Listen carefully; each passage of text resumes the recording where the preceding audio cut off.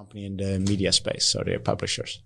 So they are a highly vertical solution for specifically publishers, and that's going really well. And so I thought that was an interesting discussion. And vertical, for people that don't understand the difference between like horizontal or vertical kind of approaches. Right.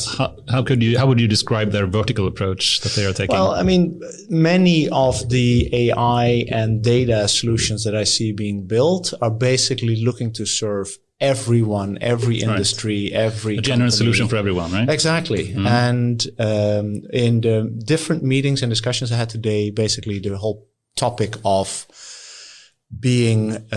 having vertical solutions that combine domain knowledge with the specific AI or data technology came actually up multiple times. And I think I'm increasingly starting to lean towards that, the importance of having vertical solutions instead of focusing too much on things that will solve everything for everyone. I don't think that that's going to fly. No, that's true. And which is the vertical that BERT Intelligence is doing? So we're basically serving publishers in keeping track of what online ads they serve and online ads. So keeping track of that. Yeah. And I don't want to spend too much time on that because some of it is company internal, but that's the space that they're in. And people who are interested, they can look the company up. Yeah. It is a true pleasure to have you here. Well, it's good to see you again, Anders. Yeah. Thank you for the invitation. It's been a while to get this set up, but that's entirely my fault. But I'm happy to be here.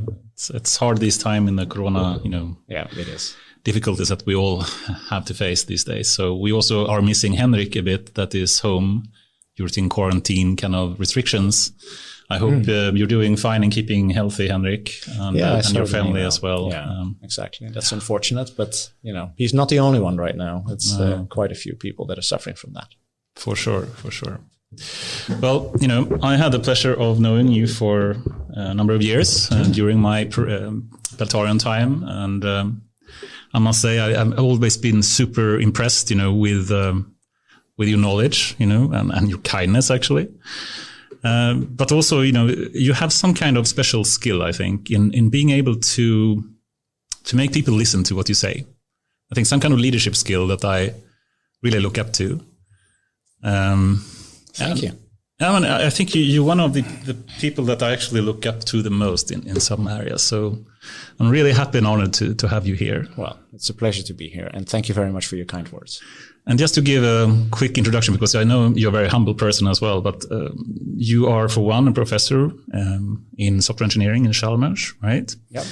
You're actually one of the most famous, I would say, scientists in Sweden. I looked it up a bit earlier, and I think you ranked like number 7 or something in Sweden in any kind of field in terms of the age index, and you have like 22,000+ citations and whatnot. So you're really like a proper star in research field. I try not to look at that because it's hard to stay humble when you do that. So yes, but thanks. Yeah. But you're also like a serial entrepreneur, and you have worked with like Fortune 500 companies and have 20 years of experience doing different R&D work and managing business development in different kind of companies. You're also the director of Software Center, right? Yep, that's correct. Hopefully, that's what I've been doing the last 10 years, actually. We can talk about that. Yeah, exactly. Let's talk more about that shortly. But it's something you collaborate with a lot of universities and famous companies there, like Volvo and Axis, I think. And we have Siemens and Bosch in Germany, and we have Scania, Audi, Volvo Cars. Ericsson, of course, one of the founding members. Saab Defense is there. So we have a very good group of, I think we're now 16 companies and 5 universities, all around accelerating digitalization. Ah, awesome. Well, the list goes on, and we can speak forever about that. But I think, one of the things that I'm really amazed about is, I think the last time I heard you speak in some talk, I was sitting in the audience and you were speaking at some, I don't know which conference it was. It was something in Gothenburg, I believe at least. And you were speaking about the difference between traditional software engineering and AI development. I think your favorite topic potentially. But the way that you spoke, with the passion you have and the energy, it was such, striking experience to have. And not for me, I could just recognize the people around me in the audience and even the the event organizer, spoke about that specifically. And I remember the people coming up after you saying, how can we follow a speech like that? I mean, you're an amazing speaker. So thank you very much. I'm very honored to have you here. But if we were to move more into your personal background, how would you describe yourself? Who is Jan Bosch? Jan Bosch is still trying to figure out who he is, but I can tell a little bit. I mean, I spent half my life in industry. I worked for Nokia and for Intuit. I spent several years in Silicon Valley. The other half of my life I spent in academia. You already indicated I'm a professor. I actually have been a professor since 1997, so that's a few years now, I would have to say. I started off mostly in software engineering, and over the last year or years, specifically the last 2 years, we've been starting to work more in the relationship or the boundary between AI and engineering. And I think you were alluding to that already. Yeah. Which I think is a very important topic to be aware of. And I don't want to criticize any of the existing AI research, but a lot of it, or a number of papers in that context are, I take a data set, I make a small tweak on an algorithm, I show that it does a little better in some particular deployment, and I publish that, right? Yeah. And what we've noticed is that many companies were really having a hard time actually deploying AI solutions, machine learning solutions, deep learning solutions. I mean, well, how do I deal with the data pipelines? How do I do monitoring and logging? How do I keep a data record for certified industries? How do I, all those different kind of topics, how do I architect a system? How do I integrate the machine learning or deep learning model with the rest of the software? How do I do system level property assessment? Those are going deep in, sorry, I'm diving in already. We have that in one of the core topics we're going to cover. So I think we will speak much more about that. But one of the things, if I remember correctly, in the speech you gave in Gothenburg, it was something about, you compared something with a doghouse and a skyscraper, if I'm not mistaken. Do you remember that? Yes. Can you just recall that or describe that a bit more? What was that about? Many scientists work on what I consider to be a doghouse, which is a very small structure that doesn't really require any significant planning, any significant architectural design, any significant involvement of a large number of people, etc., etc. And that's all fine and dandy. Yeah. And I think that great research comes out of that. But the point is that research does not have any societal benefit until it is actually put in practice. Right. And if you look at putting new technologies, any type of technology, any type of scientific results in a industrial practice, in reality, you need to deal with the architectural questions. How do you scale this to large groups of people? How do you integrate this into what is already existing, et cetera, et cetera? Yeah. And this is where I often compare the doghouse and the skyscraper. And in my experience, most researchers focus on very narrowly their own technical field. And what I try to do is to take a more holistic approach, where we can focus on how do we actually integrate these things into a larger engineering or real world systems configuration or deployment. Yeah, that sounds great. And that's one of the reasons I think you're such a good speaker as well. You can visualize things and really put it into a very concrete like metaphor in some way. And I think that's very striking and good. I must admit that I did annoy quite a number of researchers with that analogy, but let's not go there. Well, that's good. I think that you have the courage, so to speak, to do take offense or make some offense with people as well. Awesome. But before we move into that, perhaps we can just go back a bit more in your background as well. And you, where would you like to start? You did your PhD back in the 90s, right? Yes, I got my PhD in 95 in Lund, actually, in Lund, computer science. But you're not from Sweden originally, right? I'm originally from the Netherlands. Netherlands, awesome country, I think. I'm actually proud to be Dutch when I'm not there for some reason. I don't know why that is. Every time I go there, I go like, But I was born in the Netherlands, lived there until 94. Then I moved to Sweden for the first time. How come, by the way? This is a very long story, but some people, I actually don't know how many of the people are of my age, but in 1993, IBM fired, I think, something like 30,000 software engineers because they were in this big transformation from being a hardware mainframe company to becoming a services and software company. Yeah. And in that time, that led to a situation that actually all the computer science programs, I already was doing some research, I was working as a PhD student, did not actually no one wanted to study computer science. Everyone thought it was a dying field. It's just not going anywhere.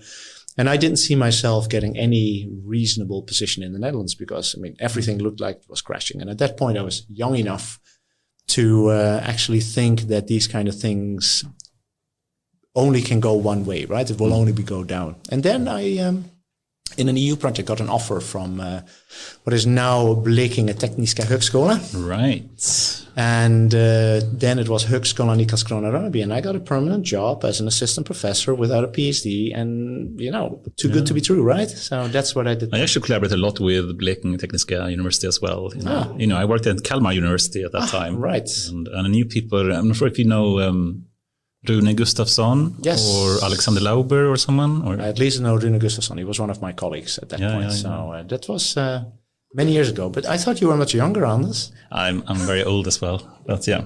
But nice to hear that you have some common background as well. Yeah, this is actually the second time that I live in Sweden. So I lived there between 1994 and 2000, and then moved back to the Netherlands in 2000, and then we did a few other countries. I worked for Nokia in Finland. We spent some time in Canada, spent some years in Silicon Valley, and now I've been back in Sweden since 2011. Time flies when you're having fun. It certainly does, and you go over that very quickly. But if we dig a bit deeper into it. So you came to Sweden, and you started in Blekinge Tekniska University, or ETH, or whatever it was called at that time. It was Högskolan i Karlskrona-Ronneby for the Swedes in the room. I don't know what we translated it to in English, but nice. How did you get started with your PhD then?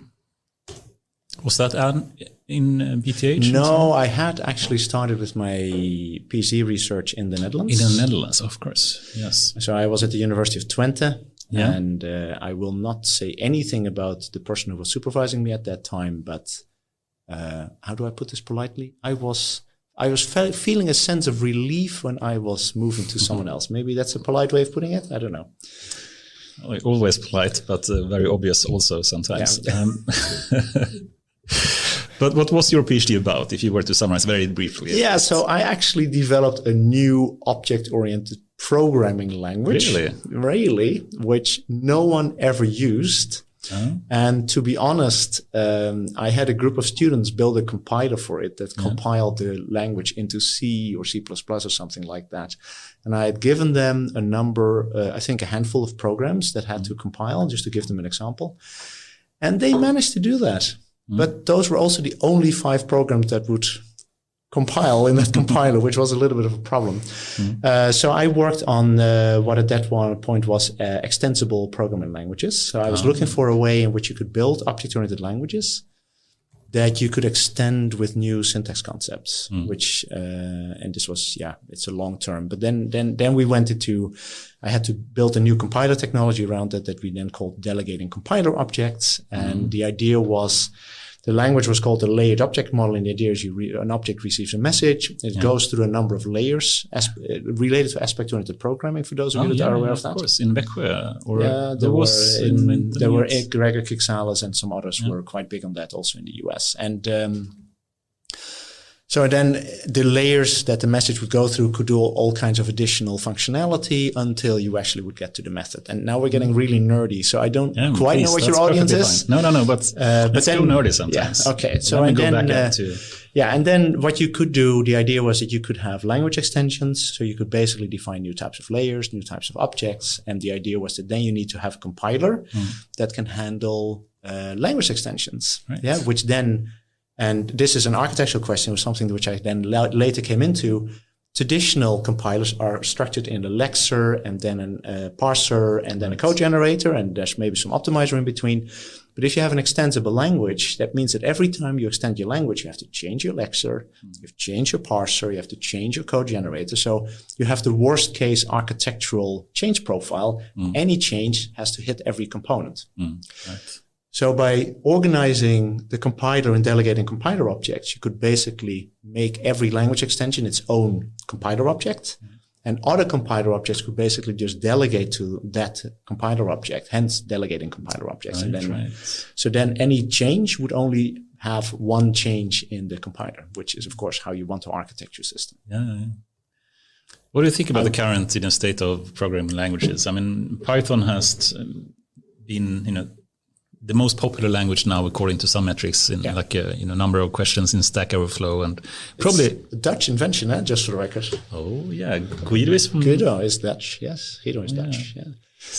Did you know him or no? I may have met him at some point, but it's many years ago. But it's also one of the last major innovations in computer science that have come out of academia. After that, it has actually all been industry, which is one of my big concerns with the computer science research that we see. That and especially AI, I think these days. Yes, but also because all the large companies bought up basically all the research groups that were available on the market, right? It's a brain drain from universities these days, for sure. But cool. But still, Python has its drawbacks. Everyone is using it, especially for AI these days. Perhaps not for more large scale projects, but at least, for more deep learning type of AI systems. That's the go-to kind of language. Yeah.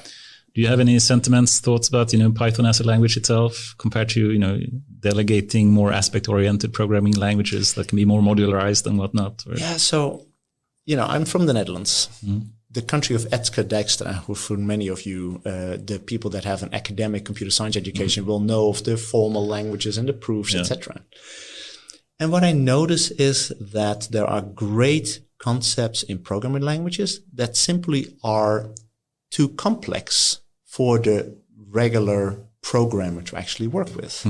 And that's also what we ran into with aspect-oriented programming. It was a great concept. It was basically the third dimension of composition. Yeah, you have different components that you can put together. You have inheritance as a way, or delegation if you want as a second way. And the idea was that aspects could be a third dimension of composition, of functionality. Yeah. I warned you, this could be nerdy. I'm not really talking about business.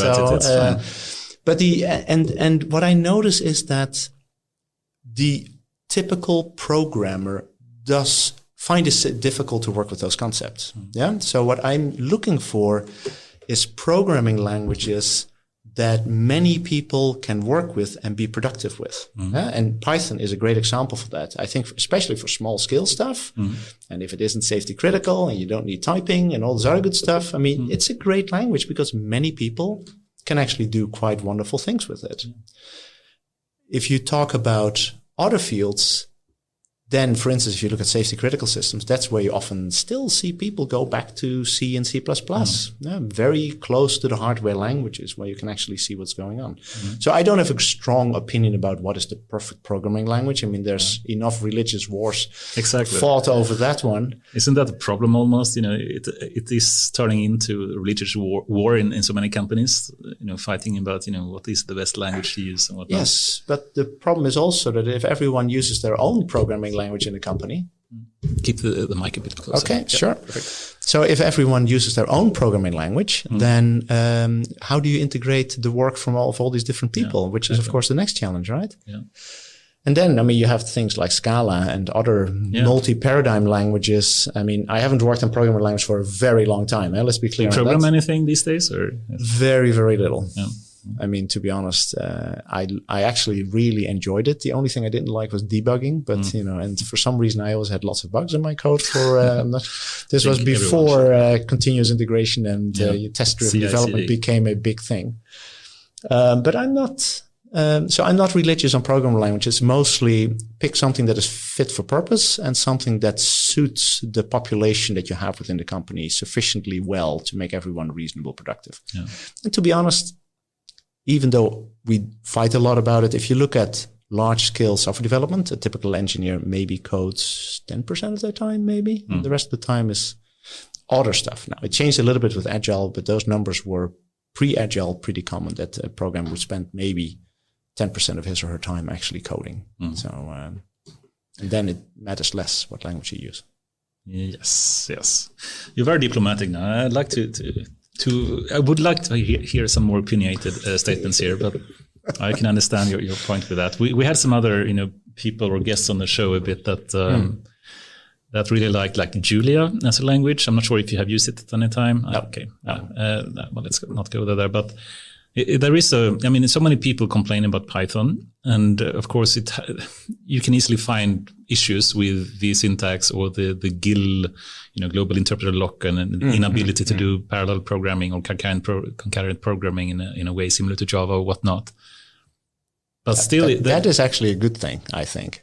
Oh. Most people have great difficulty building parallel software. I think the human brain is organized to think very linear, and having people program parallel is, I think, if you want a controversial statement, maybe, is, I think, something that the human brain is not well suited for. Yeah. And I'm looking for ways in which we can use parallelism in different ways. Yeah. Either by having compilers automatically identify what can be parallelized. Right. Or if you are in cloud deployments, often I have so many different threads and processes from different users or different calls to a website that I can use the parallelism in that way. But I still have to find good evidence that there is effective parallel programming solutions that humans can manage. Feel free to disagree. It's a free no, but I can certainly agree to some extent. But then we can easily move into the more functional type of languages, and so that's a good example. But again, I've looked a lot let me rephrase that. I've worked at lots of universities where I had colleague professors that were deeply convinced that functional languages were the right thing. And yet, if you look at the industry, they do not really take on, right? Yeah. They do not really take off. So clearly it doesn't resonate with the people that actually have to build software for a living. But a functional language is a good example because you declare and then parallelization is basically left to the compiler. Yeah. It's like, I'm not sure if you used Erlang at some point, but that was a language coming up from Ericsson as well. That was purely functional, and but had a really horrible syntax. Not that dissimilar from Python in that sense, but it has a really nice engine, I think, underneath. And it basically forced you to have functions without any side effects and more send messages instead of imperative kind of programming sense. Yeah. Okay. Such interesting topic, but let's not, we can so easily get into rabbit holes here, and we're still at your PhD. Gosh, this is scary. But if we were to end your topic about PhD, you worked with object-oriented programming in that sense, and you had some kind of delegating languages, and you had a way to extend and modularize in some way, this kind of thing, and potentially through aspect-oriented programming type of techniques. Similar, yes, exactly. And then I realized that no one cares about that. And I moved on. Awesome. Sounds good. Okay, I'm eager to ask you the question. These days, I had so many arguments or discussions about this. Object orientation versus functional languages. Do you still think object orientation is the way to go, like in a hybrid way, like Scala, or more pure like Haskell or Erlang, or do you have any? No, I do way too little in the programming languages space these days to have a strong opinion. And in general, the more localized I can focus my attention and the less I have to think about the context in which I'm operating, the better it is. And one of the things behind object-oriented programming language, and if you want to draw parallel microservices these days, is again one of those things. The more you can allow large groups of people to focus their energy on a very narrow scope, and then maybe have a limited number of people think about the big picture, and giving these small teams a very clear focus in terms of KPIs and goals and requirements and functionality. I think that leads in general to better outcomes. Now, and that was what object orientation offered at that time, what the microservices offer at this time. The problem with what I know of functional languages, but now I'm going out on a limb, is that finding ways of modularizing what you were actually building such that multiple people could do their own thing and have clear interfaces that they could work with at that point that I looked into that was very difficult to accomplish. That makes sense. I also have a topic later for this evening about no-code movement and things like that. But let's take that later then. Yeah. Okay, so you did your PhD and you continued working as an assistant professor to start with in BTH. Yeah, and then I I became a full professor in 1997, as I mentioned earlier. Yeah. So which was crazy. I mean, I got my PhD in 95 and then they promoted me in 97. What were they thinking? I was wondering. Yeah, too humble as usual, but that's a really quick, movement into being a full professor as well at that time. But then you got into Nokia somehow. How did that happen? Yeah, so we moved back to the Netherlands in 2000. Mm-hmm. I became a professor at the University of Groningen, which is an amazing place. Mm-hmm. But I went from the youngest university in Sweden where everything was possible and everyone worked together. It was very multidisciplinary. It was a great place. I really had a good time there. I mean, Bleking, it's not easy to get to. Yeah. And when they sold me on it, they said, Bleking is the garden of Sweden. And I didn't realize how far in the back of the garden it actually is. But I mean, I had a very good time there, to be honest. And then I went to Groningen. Groningen is the second oldest university in the Netherlands. Yeah. I think 1692 or something it was founded. Mm-hmm. And it was just a very different culture that you have in such a place. And I also realized that academia has some of its limits, to be very honest. So then I had two things. One, and the third was we didn't really, and this is I'm very proud to be Dutch. I mean, we have lots of good things, but we didn't really feel at home anymore after living 6 years in Sweden. So I wanted to move to industry. We wanted to leave the Netherlands. And then I got a call by a recruiter that basically wanted to, that they were looking for someone to run the software and application technologies lab at Nokia Research Center. And I said yes. Sounds awesome. And Nokia at that time was really a huge company, right? Yeah. I mean, we were selling 400 million phones a year or something like that. Yeah. Was it the number one phone company at that time? By far. I mean, in certain countries like India, we had 78% market share or something. Really? It was crazy. Cool. Can you share some highlights from the Nokia time? Some good times and perhaps some bad times? Or I think a lot of people may not know, the full story and history of Nokia. Yeah, and I think, there are books on that and people have studied it. The good thing was that I had an amazing team of people. There were around 200 people in my lab, and I still see new innovations come out where everyone goes like, fantastic. But we were doing at that time. Years before it happened, we did things around GPS while running. That was long before that actually became a reality. We had citizen journalism. If you now look at social media and how everyone is basically generating it. We had so many different things that were ongoing that were just amazing. We were running web servers on mobile phones at that time. It was really cool stuff. So that was awesome. The challenge was that getting innovations from Nokia Research into the business units was problematic, to say the least. Yeah. And the second thing, which most people don't realize, is how easily a company can become a hostage of the business ecosystem in which it operates. And this is, and I'll tell you the story a little bit here. We all know what Apple did. Yeah, they came out with the App Store and the mobile phone and the whole business model around that. They basically took the operators over a barrel and basically said, take it or leave it. These are our terms, right? What most people don't know is that years before, Nokia tried to do something similar. Really? With App Store and basically creating that scale. And this was in the age that all the operators had their own closed garden solutions. Right. Vodafone had its own, other operators had their own, right? And the operators basically told Nokia, you have a choice. Either you push this App Store thinking and this content thinking and these ringtones, you remember there was a big thing at that time as well, forward, and we stop buying your phones. Really? Or you stop doing that stuff and we keep buying your phones. Your choice. Bluntly put, a little bit black and white, but that was basically how it was presented. Blackmailing basically Nokia too. Yeah, but that is when and that's when you are held hostage by your ecosystem. Yeah, right. And now Apple comes in. The operators don't have any leverage over Apple because Apple has no existing business with the operators. And of course, the iPod had been the big hit that everyone realized. And they realized that this was going to be a big thing too, because, I mean, everything Steve Jobs touched by and large, except the Newton maybe, turned into gold. So the operators didn't have a choice. And then you get into a situation. You have 3-4 operators in the country. Apple says initially, we will only go with one. Yeah. It's either going to be you, or it's going to be one of the others. You choose. But these are our terms.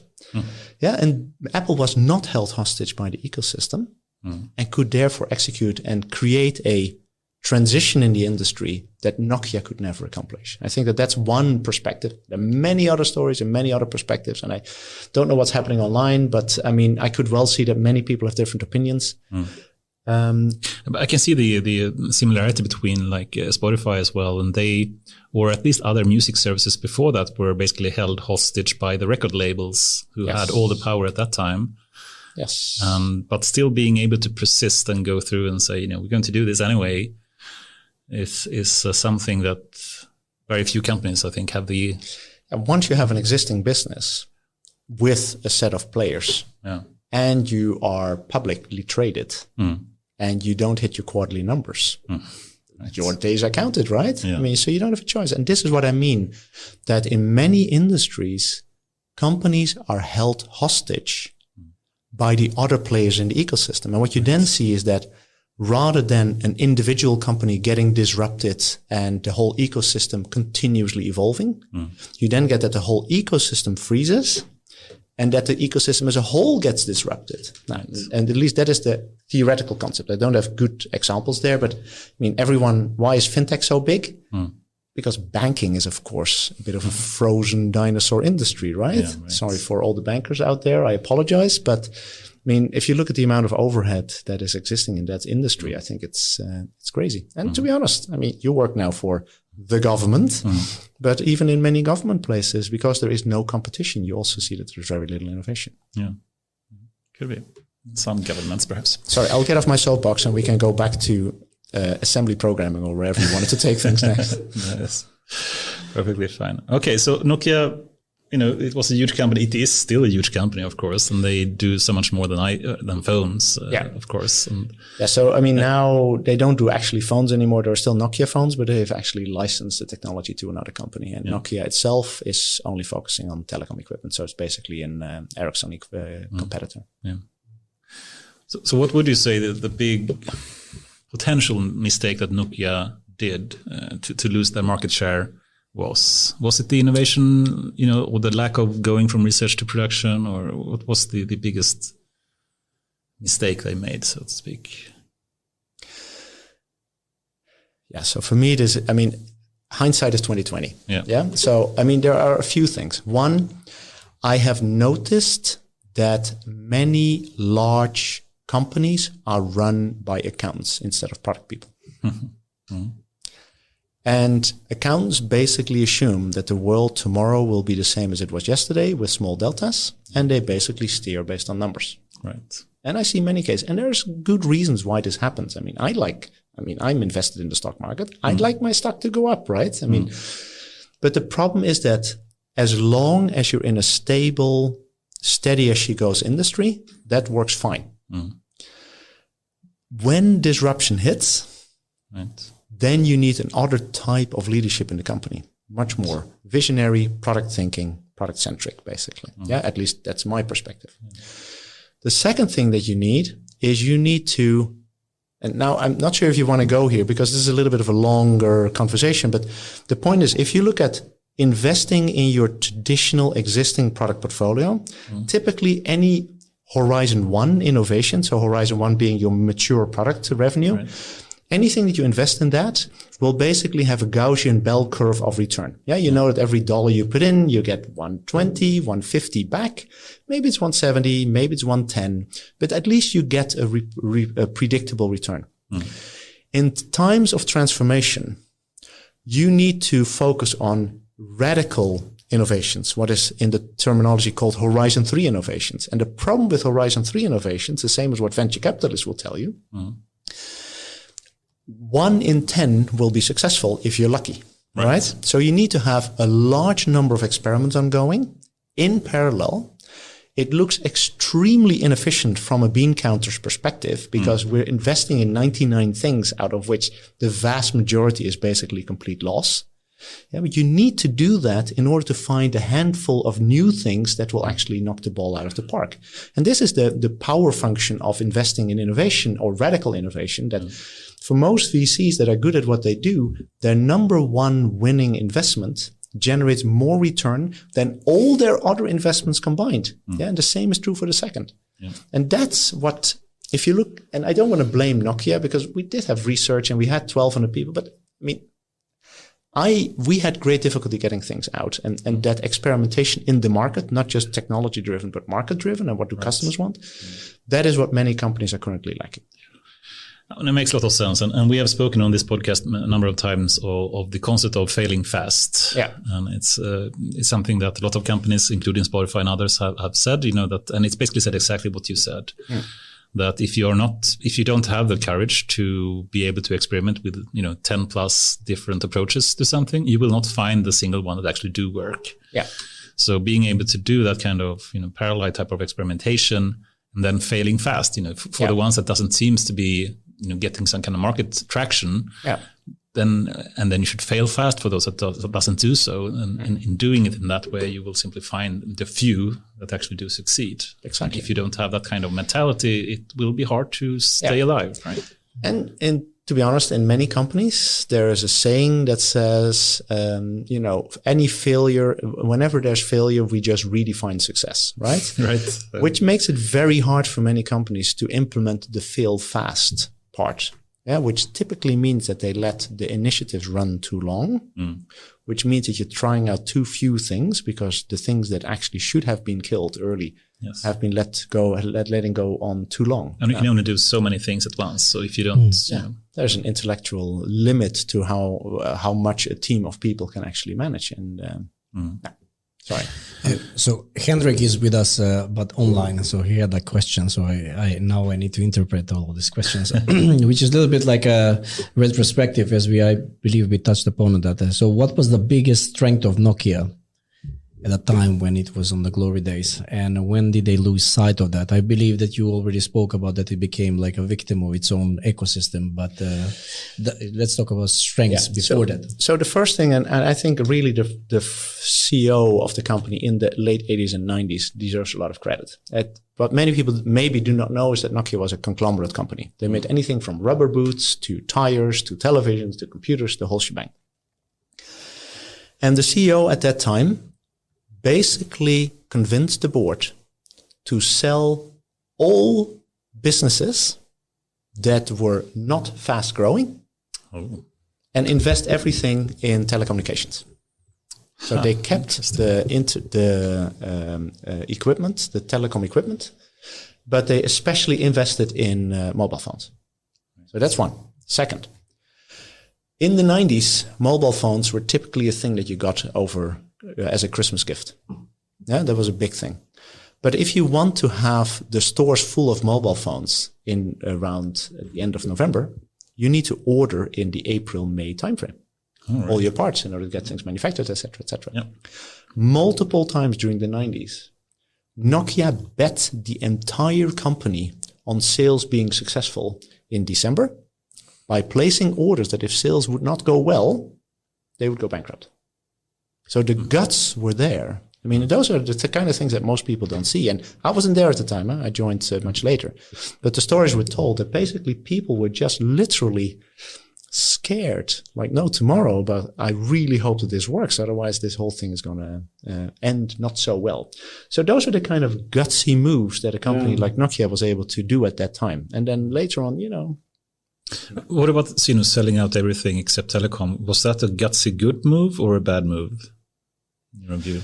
Yeah, so it depends on what kind of company you want to be. If you want to be a steady as she goes, generate dividend for your owners kind of company, then of course selling tires or selling televisions or not televisions, but tires and boots and those kind of things, the things that people need all the time. And of course, that's perfectly fine. But if you want to run a fast-growing, tech-heavy company, then you need that scales. I mean, and I think that at that point it had already become clear that the conglomerate type of businesses were a bit on the decline. It was hard for boards and senior management teams to run such a diverse portfolio of companies he did have, I think, I forgot his name, but the CEO did have a bit of wind in his back because it was clear that these conglomerate thinking didn't really work anymore. And it was towards the end of the 80s that was becoming obvious. So I think he had a little bit of wind in his back for that, but in the end, it's a gutsy move, right? He completed now the question with, can you elaborate? So basically, Hendrik has something which is called plan-driven leadership and hypothesis-driven leadership. So basically, like you're describing, gut feeling, let's see if this is going to work or not, or we need to fill out the quarters and etc. Right? What would be the difference between that and what is the benefits or potential benefits of the two of them, or difference, let's call it? Yeah. So because this was hypothesis driven, right? If we sell, we are good to go. If not so much. Not so much. It depends on the industry that you're in. In the 90s, we had this huge wave where everyone or many people were getting their first mobile phone. So you're in a tornado. Yeah, we've all read Crossing the Chasm, and I suppose so. During that time, the only thing you can do is basically run as fast as you can to try to capitalize on the enormously fast growing market. Yeah, I did a little bit of work with Booking.com. I guess you also know them. And they also, for the longest time, they were growing so fast that they basically invested all R&D investment just in scale. No one cared about efficiency. No one cared about anything like, if you could just save 10 servers by doing X, Y, Z. The response from the CTO at the time was, why don't you go and do something important? Yeah, help us grow. Yeah, that was the most valuable thing that you can have. Once you're in the tornado, everything should be focused on driving scale. Yeah. Once the growth flattens, then you can start to focus on, how do I decrease cost? How do I increase efficiency? All those kind of things. But when you're in the hyper growth state, the only thing that matters is scale. And the only thing you should focus on is scale. Yeah. I at that point also said that, I tried to convince the company to look into other innovations so that in addition to this growth engine, you could create other growth engine. And it was very clearly explained that no other thing can be more valuable than what we're trying to drive growth for right now. It just doesn't work. And what do you argue for? What is the right way to do it? Is that the way to do it in a hyper growth kind of state, or should you? As long as you're in a hyper growth state, everything should go into you becoming number one in that industry. Right. I believe that wholeheartedly. And if there's any company here that is looking for an angel investor or board member that is in that state, I'm game. So.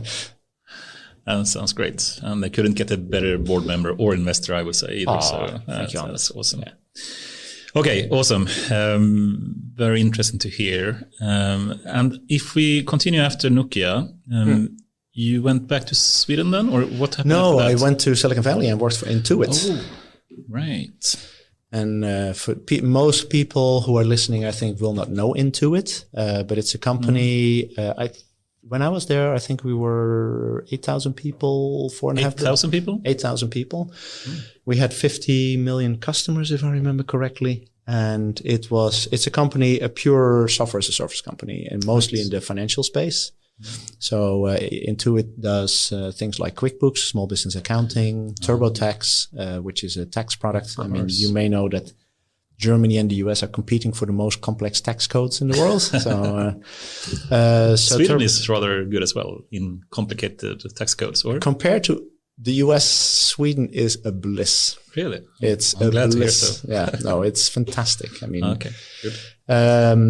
Of course, I do not like the tax rates, but the simplicity of the tax system is actually quite significant. Nice to hear. Yeah, but what else did we do? We had payrolls solutions, personal financial management, helping you keep track. Here in Sweden, you have Slantar and a few others. We had a few apps like that.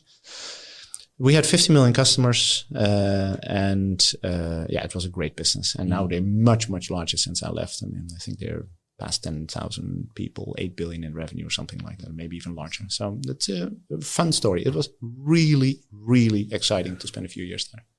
And what really set Silicon Valley aside, you would say, from the Netherlands or Finland or Sweden in that way? Yeah, now I have to be super careful.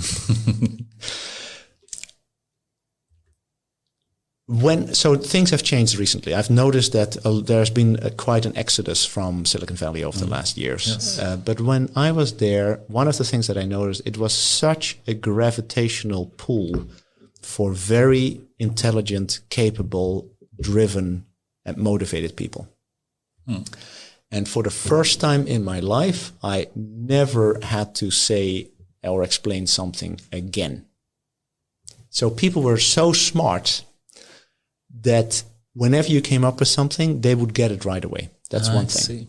And I must admit, and that is not always true in other places that I've worked.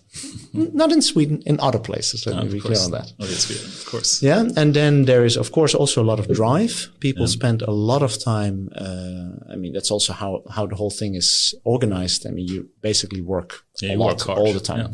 Yeah. The rule is work hard, play hard, but it's more work hard and a lot less play hard.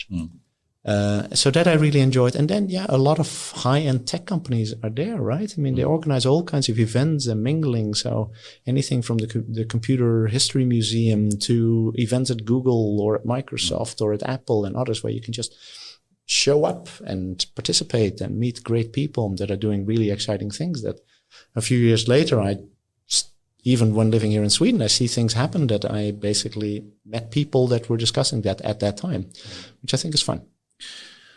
But if we just look a bit broader and think, what is the reason for the success of, US or Silicon Valley specifically, and compare that perhaps, Canada, for example, had a lot of really awesome research, especially in AI and probably in computer science in general. And of course, China has that as well and others. But for some reason, it really worked out well for the US at that time.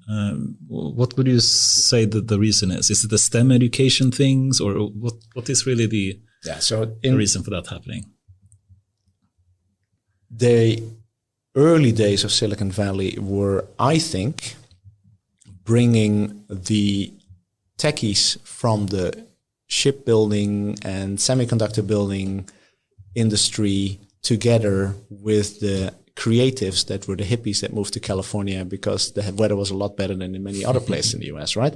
And I think that when you meet tech-savvy people or bring together tech-savvy people and creative people, really beautiful things can happen, right? So that's one. Later on, in the startups that I work with, it is not so hard to get the early stages of investing, angel investing, first stage. But it's the scaling, putting in the big amounts of money required to make a small company that has traction with customers really scale and become number one in the industry. Yeah, and that's something that the VCs in Silicon Valley have really solved.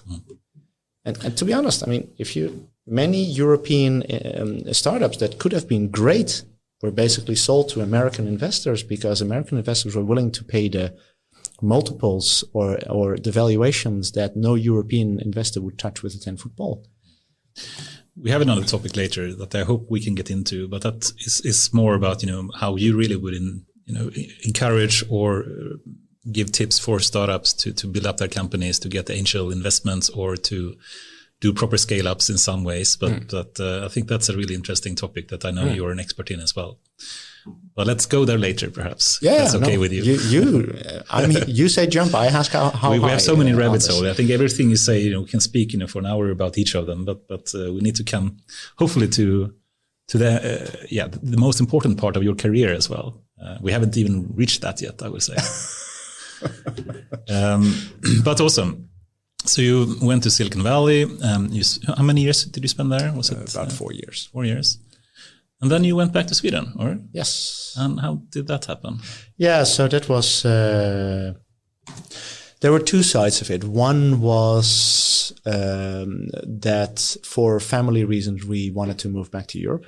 I mean, aging parents and a few other reasons.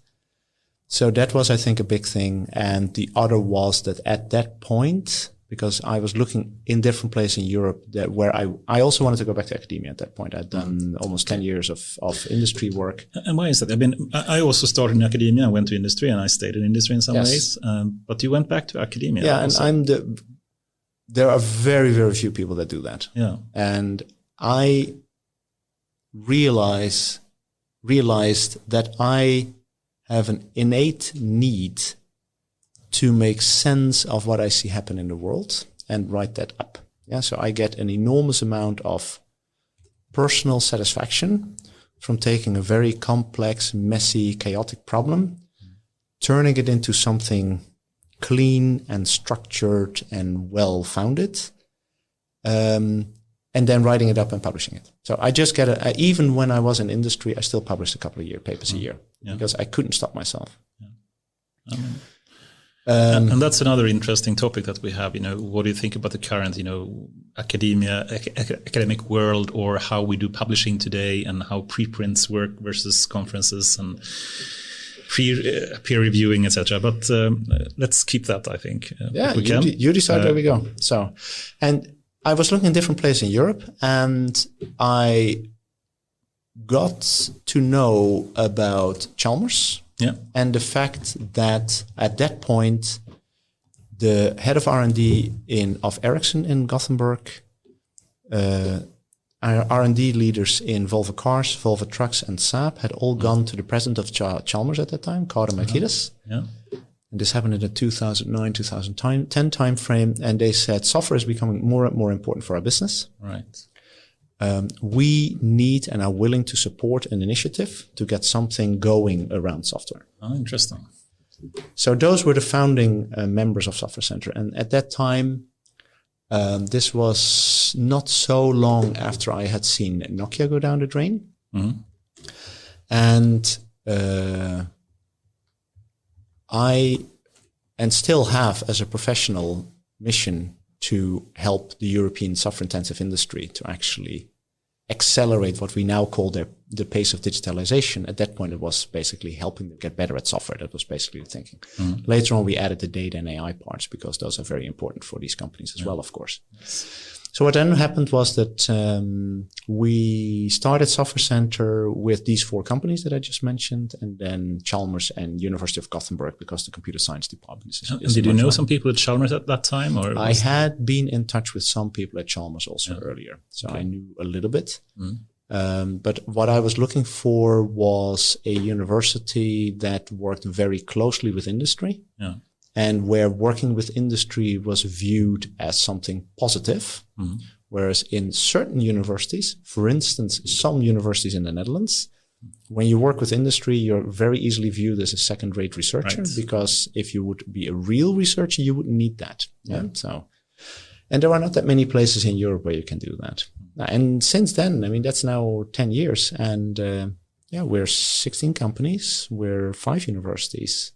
We've broadened our portfolio from, I think we started with 3 projects and a handful of researchers, and now we are 20 plus projects, dozens of researchers that are spending part of the time in Software Center, and a very fun and exciting group of companies. Awesome. And how would you describe, Software Center and their mission? So our mission literally is accelerating the pace of digitalization of the European software-intensive industry. And we define digitalization as having 3 enabling technologies: software, data, and artificial intelligence. Oh, interesting. I have to write that down. That was so good. Awesome. And that is connected to Chalmers in some way. How is that relationship? Yeah, so it's literally a collaboration agreement between all the parties. Okay. Chalmers happens to be the hosting organization, but I have worked really hard on making sure that this is not a Chalmers initiative, but this is basically a collaboration between all partners. So Chalmers doesn't have, there's a little bit of extra just by being parked at Chalmers, but in principle, all universities. So we have, I already mentioned University of Gothenburg, but you also have Linköping University, Malmö University, and what is now Mälardalen University. Right. And I must say, I'm actually quite proud of this. Both Malmö and Mälardalen joined as högskolor, software center, and then were promoted to full university. Yeah. So that's I'm awesome. Actually encouraging everyone from one of the local högskolor to consider to join software center, because clearly it's good for you. Causation and correlation, or hey, it's easy to confuse that, right? So, that's awesome. And you're also working as a professor in Chalmers. What would you say that the main research field these days are? Yeah, I do quite a few different things. For those of you I did a lot of work in software architecture and software product lines. So software product lines is software use, especially in the late 90s and early 2000s. More recently, I've basically been all over the map, looking into continuous integration and continuous test, agile work practices. We've looked into models to describe the digital transformation from transactional traditional companies to digital companies. But the main topic, and I think that that's also what you want to get to, the last few years has been getting to this topic of AI engineering. That's why I have several PhD students ongoing. And I think that that's a super interesting topic to work on with several of the companies in Software Center. And not unsurprisingly, I have that as a separate topic as well. I thought as much. For some reason, I saw that coming, but I don't know why. Yeah. We actually collaborated also in doing a number of applications. Exactly. There, Exactly. Super interesting and important field, I think. And you have today like a research group with a number of PhD students, right? But how is that collaboration going? I mean, for one, you have normal PhD students and they do the normal research work, etc. But you also have the software center. So how is that collaboration with the industry really working? Do you have projects directly connected to them, or how does it work? Yeah. So one, I have 3 types of PhD students. Yeah. Every university and software center gets 1 PhD student funded out of Software Center. And there's a very good reason why only 1, and that is that we have a sprint-based model. Yeah. Our sprint is 6 months, and every project can get killed, or let me be a little nicer, can be stopped, can be cut back on, or get additional funding every 6 months. So what does that mean? So PhD students start working and they could get stopped after 6 months and that's why we only have 1 PhD student per university, because the rest is basically senior researchers, so assistant, associate, and full professor that are doing the work. Okay. And what we guarantee is not that a PhD student can continue to work on the project in which they started, but we have 5 themes. And we guarantee that there will be research activities within that theme that the PhD student can be involved in. I love that. That's basically failing fast in research. Yes, and that's really important, because what we do is every 6 months, I'm facilitating a group of industry experts. Every company sends 1 or more experts. Yeah. They evaluate all of the projects for the last 6 months and any new proposals that have come in. And they create a recommendation for the steering committee on which projects should get funded, which projects should get cut, which projects should get stopped, and which projects should get started. And that's not the academics that are involved in that. I'm the only, you could say, academic there, but I'm also only facilitating the discussion, and I'm not allowed to actually influence the decision making. I'm really surprised. I think this is one of the most innovative research ideas I've heard for a long time, actually.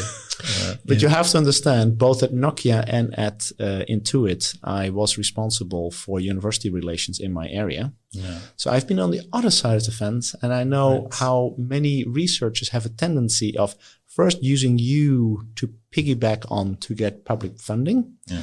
And then once they get the public funding, they say, oh, no, don't call us, we'll call you. So you get the Hollywood treatment. And they say, research takes time. We'll see you in 4 years maybe, or we'll call you when the licentiate seminar or the PhD seminar takes place. And I really wanted to design a structure where companies get something of value every 6 months.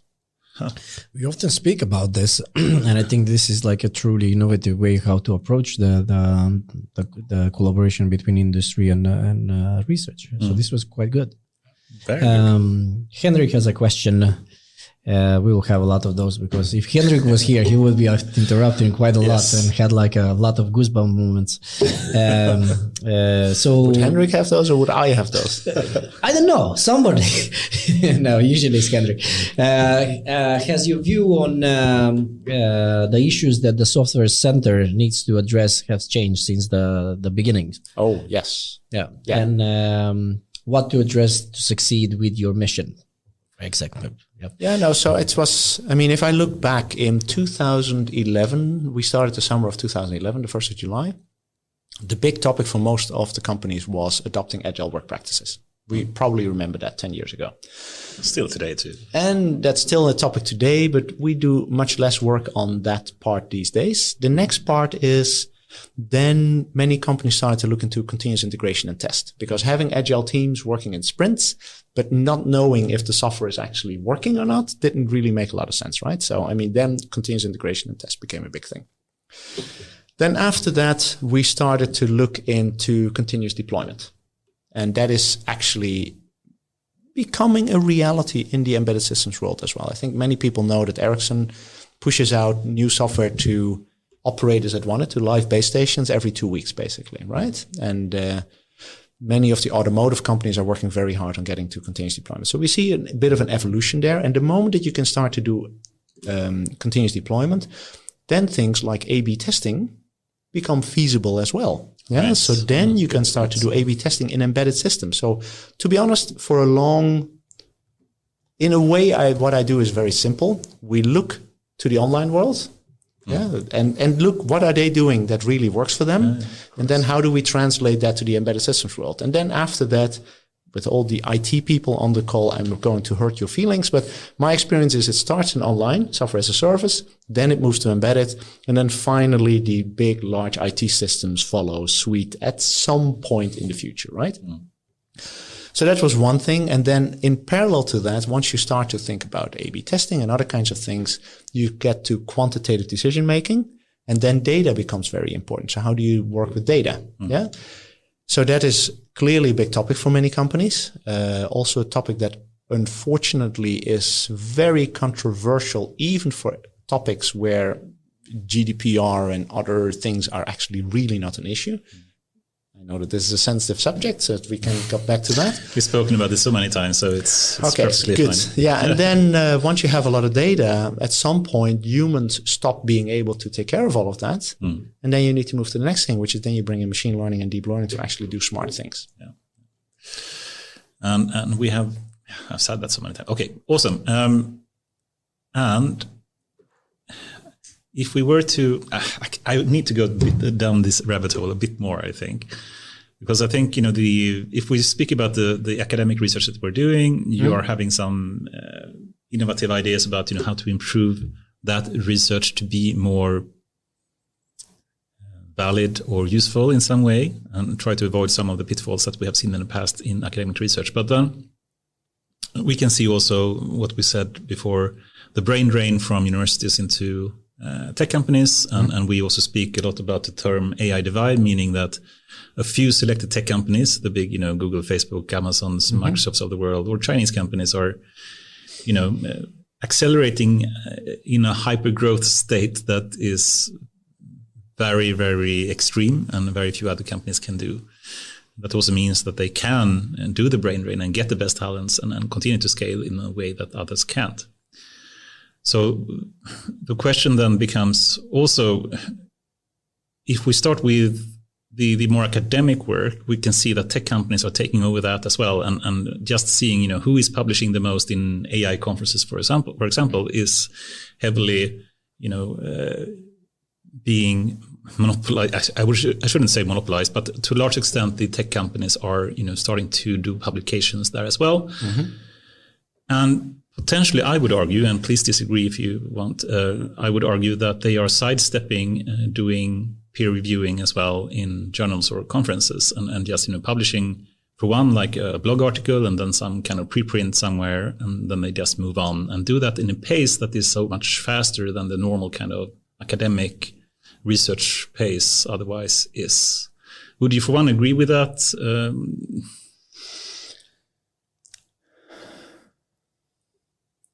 Sorry, I shouldn't let such a long silence fall. Yeah, it's perfectly fine. Elon Musk can have like 2 minute silences sometimes. So. Okay, I will try to avoid that. Sorry, I'll stay close to the microphone. Okay, let me answer this in a kind of circular way or a sidestepping way. In Software Center, we prioritize projects that involve more companies over projects that involve fewer companies. As a researcher, the big advantage is that rather than getting data out of my own lab or simulations or getting data out of one company, I actually have data, empirical data from multiple companies. Right.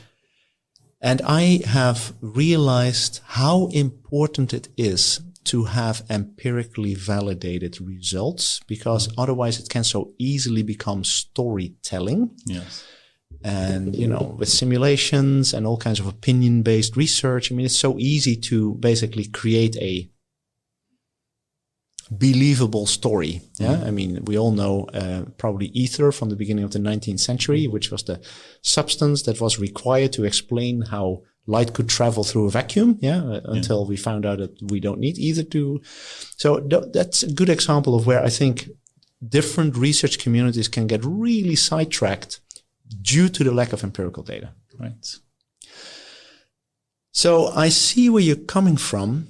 But it just happens to be the case that these companies are also the places where the most valuable, the most exciting, and the most large-scale empirical data is available.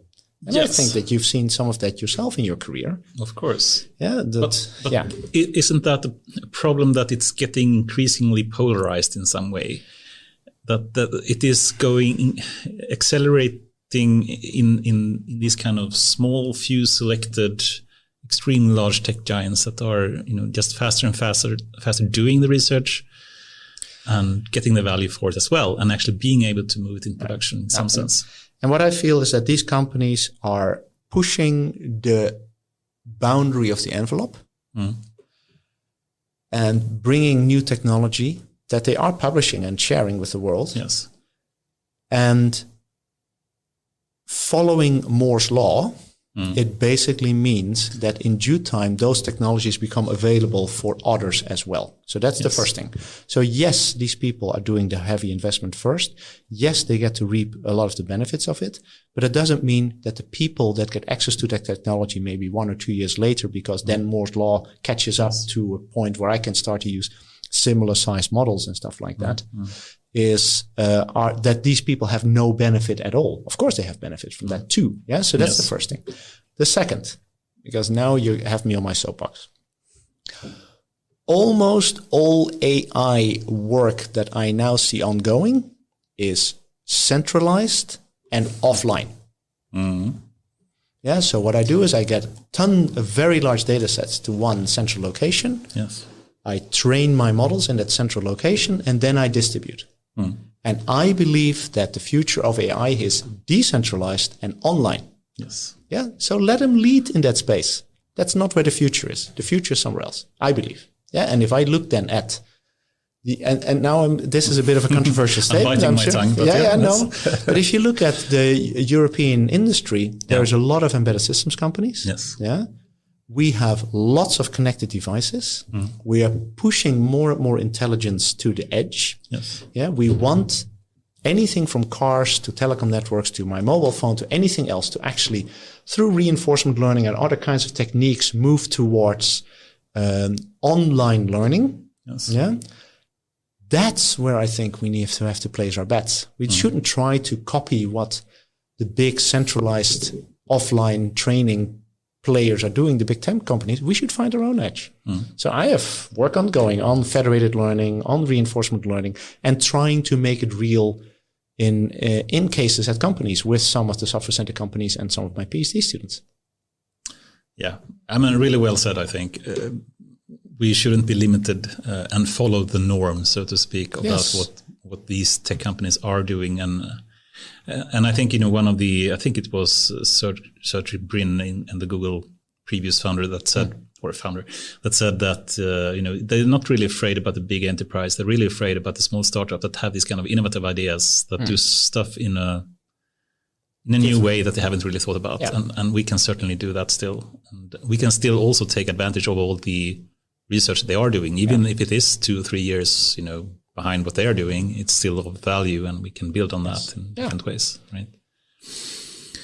Cool. But okay, so let me just finish off this topic about, the academic research trends. Would you still agree that, how should I phrase it without saying it too stupidly? Would you still agree that there is a trend to use less and less like traditional scientific methods to publish research, and to go more towards, publishing preprint and perhaps even doing these kind of open reviews versus the more closed peer reviewing methods that was previously done? Or previously still are. Yeah, but I mean, now the question is, oh, sorry, I have to stay close to the microphone. Is that a problem? Because I must say, and now I've been in the academic world for a long time now. Yeah. Every research community has their own top conferences, right? Yeah. Each of these top conferences receives a ridiculous amount of submissions. Yes. And to be very honest, I walk around with the hypothesis that a significant part of getting accepted at those conferences at very small acceptance ratios, 10% or below, has a big luck factor associated with it. Who do you get as a reviewer, right? Yeah. And if that is the case, then maybe the peer reviewing thing, because there's nothing more conservative than a research community. There was a statement in the Netherlands that said, any research field can be kept alive by having 3 professors at 3 different universities deciding to organize a yearly conference and have a shared journal. And then you can basically keep it alive. Yeah. So, is the peer reviewing system really the best way of determining academic excellence? Yeah. Is publishing at your top conference in your community really the evidence that you're looking for? You mentioned Google Scholar. I'm doing okay on Google Scholar. Yes. Of course, I like that. Yeah. I'm not complaining. I also try to live by Stoic principles, which is I focus my energy on what I can control, and I leave the rest. What was it Marcus Aurelius said? I think I leave the rest to the gods, or something along those lines. So I'm not going to fight the academic system, but the notion of peer reviewing being the best perfect system for identifying academically excellent papers, I'm not so certain about. I actually completely agree, of course, and especially in the AI field, we have this very famous podcaster called Yannick Kilcher, and he has done a number of podcasts and actually experiments with one of the top, or a couple of top AI conferences like NeurIPS or iClear and others, and he tried to see how the correlation between the groups of reviewers actually review papers and see how that compares to just flipping a coin. Yes, and seeing it extremely high level of luck. And it depends exactly what you said on which reviewer you get, if you get accepted or not. Yeah.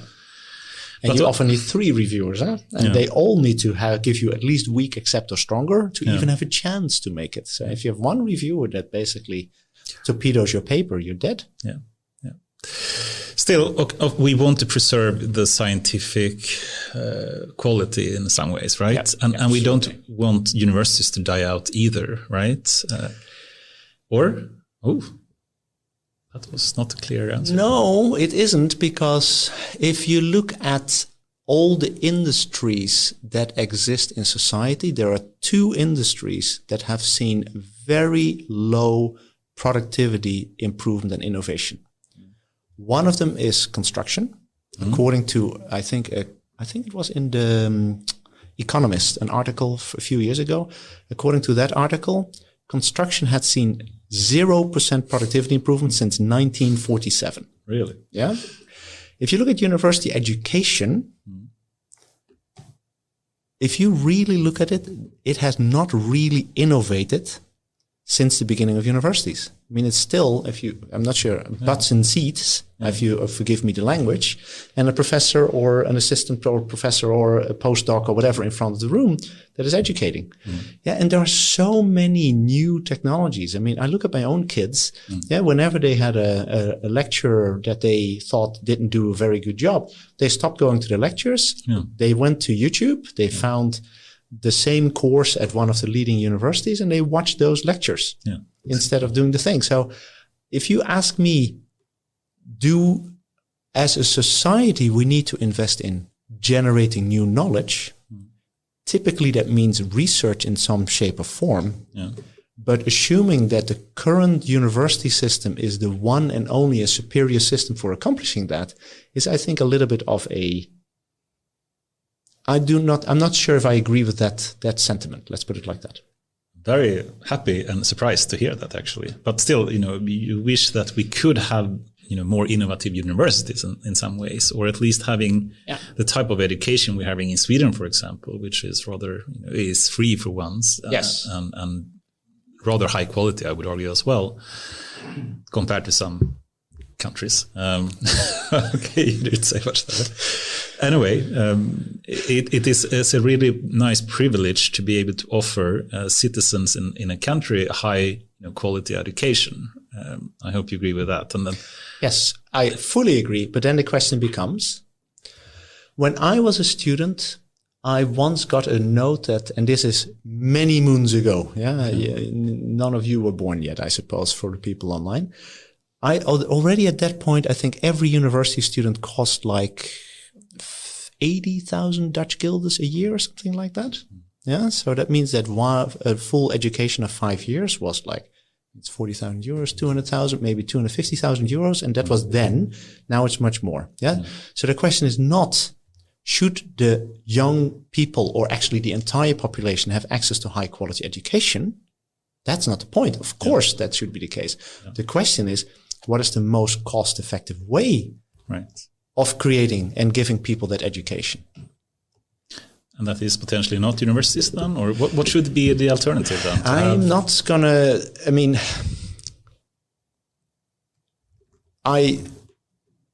I do not really have good ideas there, but if I go back to the US, what many people did there is that they took as many course points as they could at local citizen colleges or colleges, and then they could transfer those points to the university, and then they had to spend 1 or 2 years at the university to get the degree. So what the university was then becoming was more of an accreditation institute rather than an education institute. It certifies some quality level. Exactly.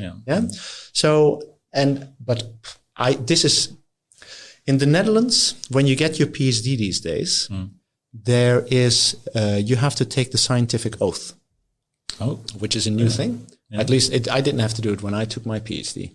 And one of those things is that as an academic, you have to promise to not make statements about areas that are outside your expertise and claim that they're scientific. This is outside my area of expertise.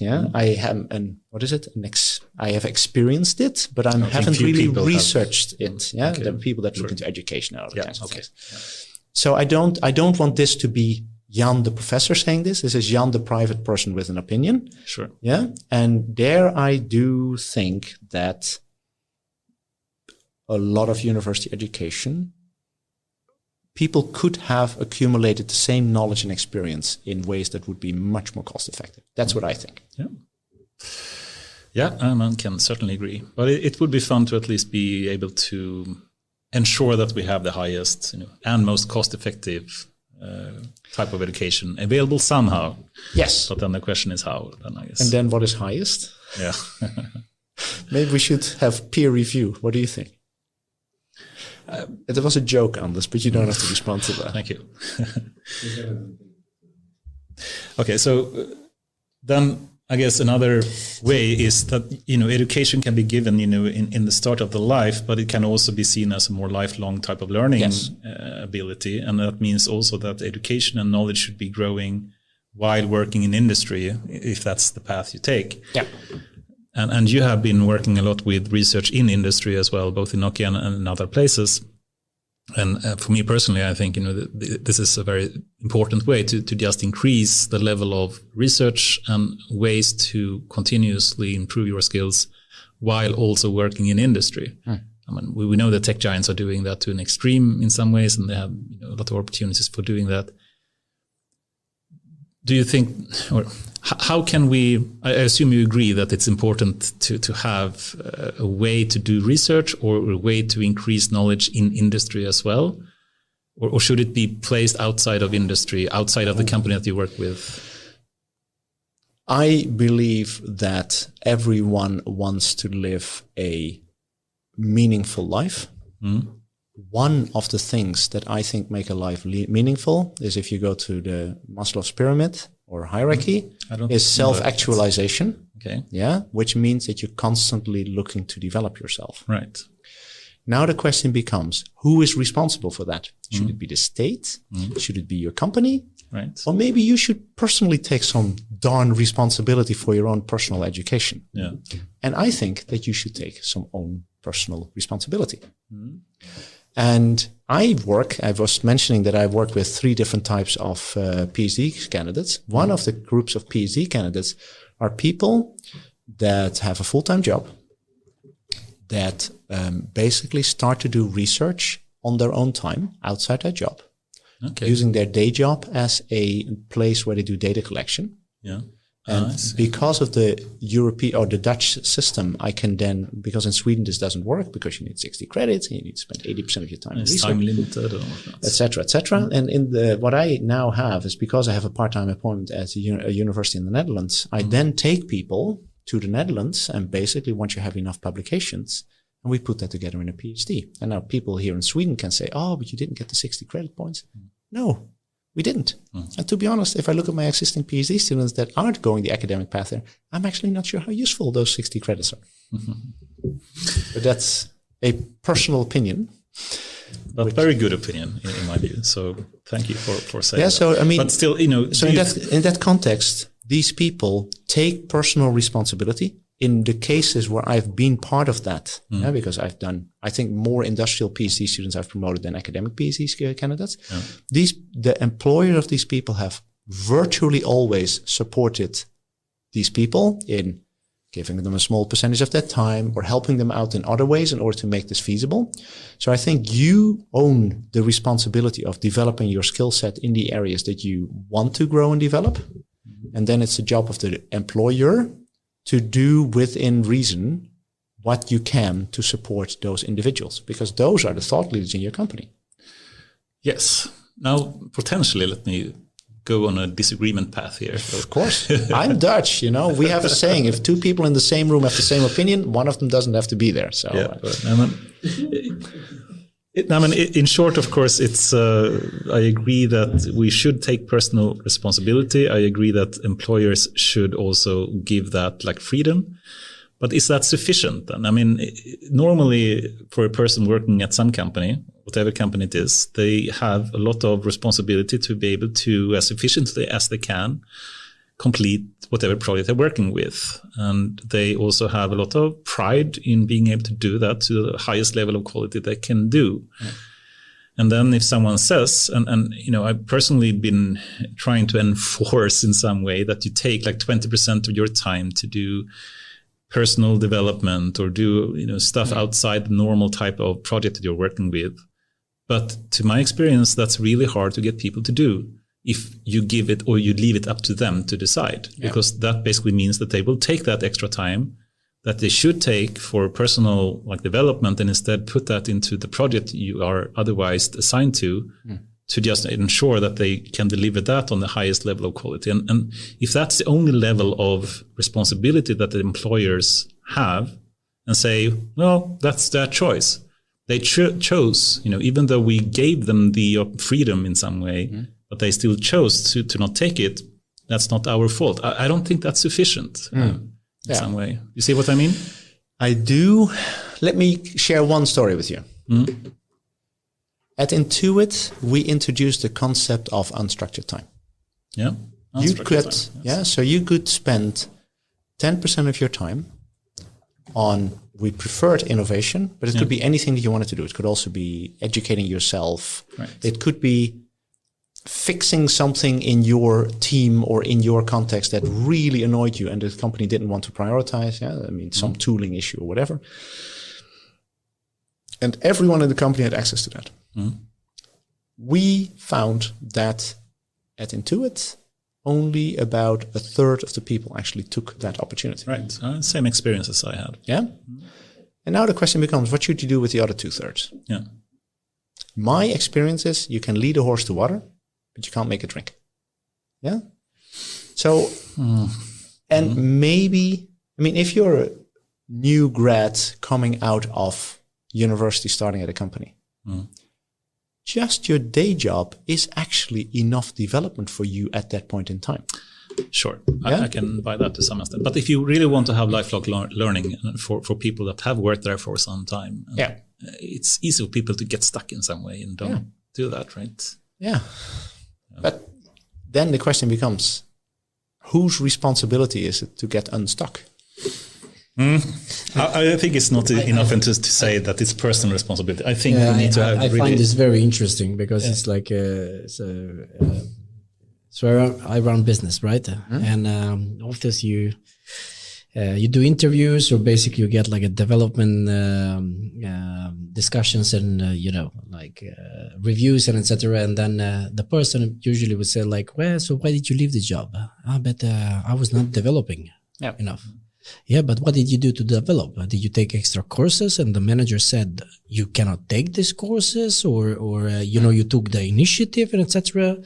No, I was not given an opportunity to develop. So who is going to make that room so you develop? I don't understand. So if you want to take something, you go and take it. You want to learn to be an analyst, you go and take an analytics Coursera course or whatever it's going to be, right? And you say then to your managers like, hey, I want to learn. I want to do this.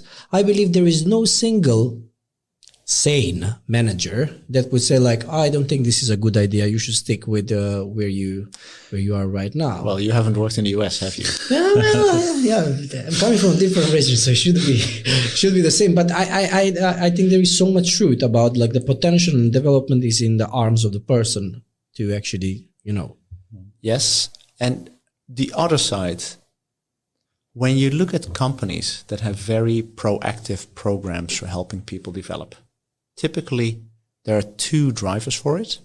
The one is the company knows it's changing. It does an analysis of its competence needs. It realizes where it has enough people with those competencies and where it has too few people with certain competencies. And then it basically decides which of these competencies do I need to hire for, and which of these competencies can I train for? And then you get into a situation where people are encouraged to get trained. But it isn't because the employer is necessarily feeling out of the goodness of their heart the importance of helping you develop.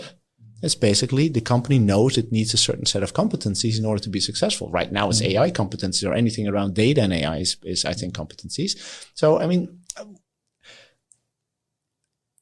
a for-profit company is supposed to also create profit. For that you need the right competencies. The second factor which often comes up is you want to minimize attrition of people that you don't want to have leave, and you're fine with attrition of people that you maybe need a little bit less of, right? So there's also, how do I keep people happy so that they don't leave? That is the other side of the equation. But I still believe, and maybe this is me being more liberal than, and that's a very dangerous word, so I will not go there. But I believe very much in the importance of personal responsibility in that, and that means that you need to develop in the areas where you feel an innate drive to actually grow in, and that may be what your employer wants, maybe it isn't. And then you have to find out how to think about that. And I would like to take a swing here because Hendrik is also so we have two hosts on the show. So Anders is basically our researcher in academia and very technical and more technical, I think. More technical, because right? Some industry as well, exactly. to a large extent. But Hendrik is pure industry and enterprise, right? So he's like bombarding with questions, so like where are we going to talk about enterprise and etc. And there is a good segue because you mentioned in this discussion about like personal responsibility for development. You mentioned also companies need to repurpose. So I'm going to do a segue there, which is basically how do you feel about the AI development within enterprises, let's say in the Nordics or in Sweden today? And there is a second question after that, which is basically linked to what you mentioned before about distributed type of systems in AI. Mm-hmm. And Hendrik had a questions like, what is can you unpack a little bit more about that and what companies should be focusing? Is it going to be data mesh? It's going to be machine learning? What was it? Federated learning, embedded, edge analytics, and etc. So 2 questions. One, the state of AI in the Nordics within enterprises. And the second thing, what they should be focusing on mostly. Thank you for those trivial questions, Henrik. I really appreciate it. I'm just the messenger. So I can tell. So, in general, I think everyone is fully understanding that the number of AI experts available in the industry is much less than what I think we need. I don't think there's any doubt around that. Then the next question is, what do we do about that? Yeah, and I think that this may be one of those places where people with other skill sets actually can and should be developed or educate themselves in order to become proficient in working with data and AI. So reskilled or upskilled in that field? I think so, yeah. I think that we need that because it's not just that we need data engineers or AI experts or whatever, but we also need broad groups of people that can use this as one of the tools in their toolbox. I think that that's one of the things. So and in that sense, are we there yet? No, absolutely not. I also think that we have this very interesting dichotomy in many of the companies that I work with, where many managers think that AI is basically the shit. Yeah, it will give us, general artificial intelligence, and it will solve everything, and it will be amazing. Box. It's a magic box. You just put a little AI label on it, and all the problems go away. And many engineers are actually very skeptical of AI, much more than what I think is reasonable to expect from the technology. Yeah, so 2 things. One, in addition to the quote unquote experts, we need, I think, everyone educated on the skill set, to some extent, that they are at least able to do more simple things. And the second is, I think we need a conversation about what can be reasonably expected from machine learning and deep learning based solutions. I mean, that's also, I don't want to go into the whole regulation thing, but I think that many of the people that are in that regulation thing believe that we have some generic artificial intelligence that will basically go in a kind of Armageddon mode on us unless we stop it before it's too late. Something the Skynet is coming. Yeah, exactly, right? So that's the first one. And then on the second one, you want me to continue on the second question, or you want to? Yeah. So that was how do I think about the whole notion of federation and pushing AI to the edge? So there are a few interesting examples. If you look at sensor companies, we have a very large sensor company in Europe that has something in common with my last name. And what they do is they push more and more intelligence to the sensor. Yeah, so I will not mention other companies that are also doing this, but imagine a camera. Yeah, rather than having a video stream coming out of a camera, the camera can answer the question, how many people are in this room? Yeah, or it can do other things like blur out humans. So humans become unrecognizable. You can see that there is a human in the video stream, but you cannot see who it is. or you can have the camera detect whether the person or the individual that is, or what is detected in that video should be there or should not be there, yeah, for security purposes. I mean, so what you then do is you put more and more intelligence on the edge in the sensor, if you want, rather than having the raw data go to a central location where a kind of large established cloud infrastructure provider will basically assemble all that data and then do some centralized processing on it. And I think that that's, for me, a very important thing. Does that make sense? So then there's the second thing. If you are a large car manufacturer and you have like 1 million vehicles on the road. Who can it be? Okay. Just thinking out loud here, right? Yeah. And you can use that entire fleet to train models in a federated learning context in real time. Yeah. And maybe the model is not acting, but at least it's being trained. You have a scale and scope of training that I think is impossible to replicate in a centralized fashion. Mm. I think. But, you know, the expert is sitting across from me, so feel free to disagree on this. No, but of course, federated learning is a very promising technique, and doing and pushing the intelligence towards the edge, of course, is very promising. But it's also more challenging for many reasons, and, you know, from a more practical, you know, supplying the power. The comments are intensifying, so I just needed to show you. Now it's different people. Yeah. But it's, of course, I agree that has a lot of future. But for example, even Tesla, that I would argue is leading the self-driving car industry, is not doing it yet, and they are pushing everything centralized and building bigger and bigger and faster super cluster dojo thing that is going to train stuff faster than they ever can before. But still, they have a data collection intelligence that is super smart. Mm-hmm. But yeah, I do hope, you know, if we take other areas where privacy is of even more importance than potentially for cars, then that becomes even more interesting, especially like in video cameras, as you say, for perhaps security purposes or whatnot. This is even more interesting. It's also not only that, it's also that the more intelligence you push to the edge, the more you have a pricing ability for the things that live on the edge, which then creates a better business for the companies that are creating those kind of things. And otherwise you end up in a kind of race to the bottom kind of situation, right? Where it's just pure but also increase the commodity price for the edge. You know, it's something, if you want to minimize the cost, you know, for producing the devices that you have, that can also be. That's not the point. I mean, at Nokia, one of the things that one of the multimedia business unit did is they didn't try to push the price of the phone. What they said is, we create a premium phone. At that point, I think it was 500 euros for a phone. And our job is to cram as much functionality into that darn thing as we possibly can. Yeah. So our goal is not to have the cheapest device. The goal is, how can I hit at an acceptable price point, squeeze as much functionality into that as I possibly can. Yeah.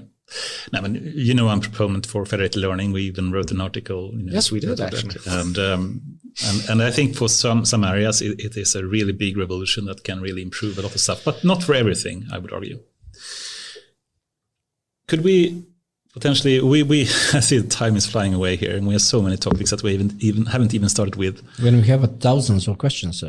But perhaps we can continue a bit with the AI in enterprises kind of thing, and also think instead of, I think one of your expert topics, which is, you know, traditional software engineering versus AI development, because I think that's potentially one of the problems that exists in enterprises and normal companies today. They think potentially that AI is just another software development technique or something, and it's no major differences there. Or how would you phrase the big differences between like traditional software engineering and AI development? Is big question as well, I know. But this is your, you know, expert I had lunch with someone who shall remain unnamed, who worked in the 6 and a few other places in the 90s, and mentioned that one of his colleagues there said that AI is the fallback solution for when you don't know how to solve something algorithmically, which I thought was actually hilarious. I like that. That's one of the best definitions of AI that I've heard for some time. Cool. Which I thought was funny. I mean, he did admit that these days, in many fields, AI actually does a better job than algorithmically programmed solutions. So in that sense, he made a little bit fun of himself as well. But I thought it was an interesting point. Yeah.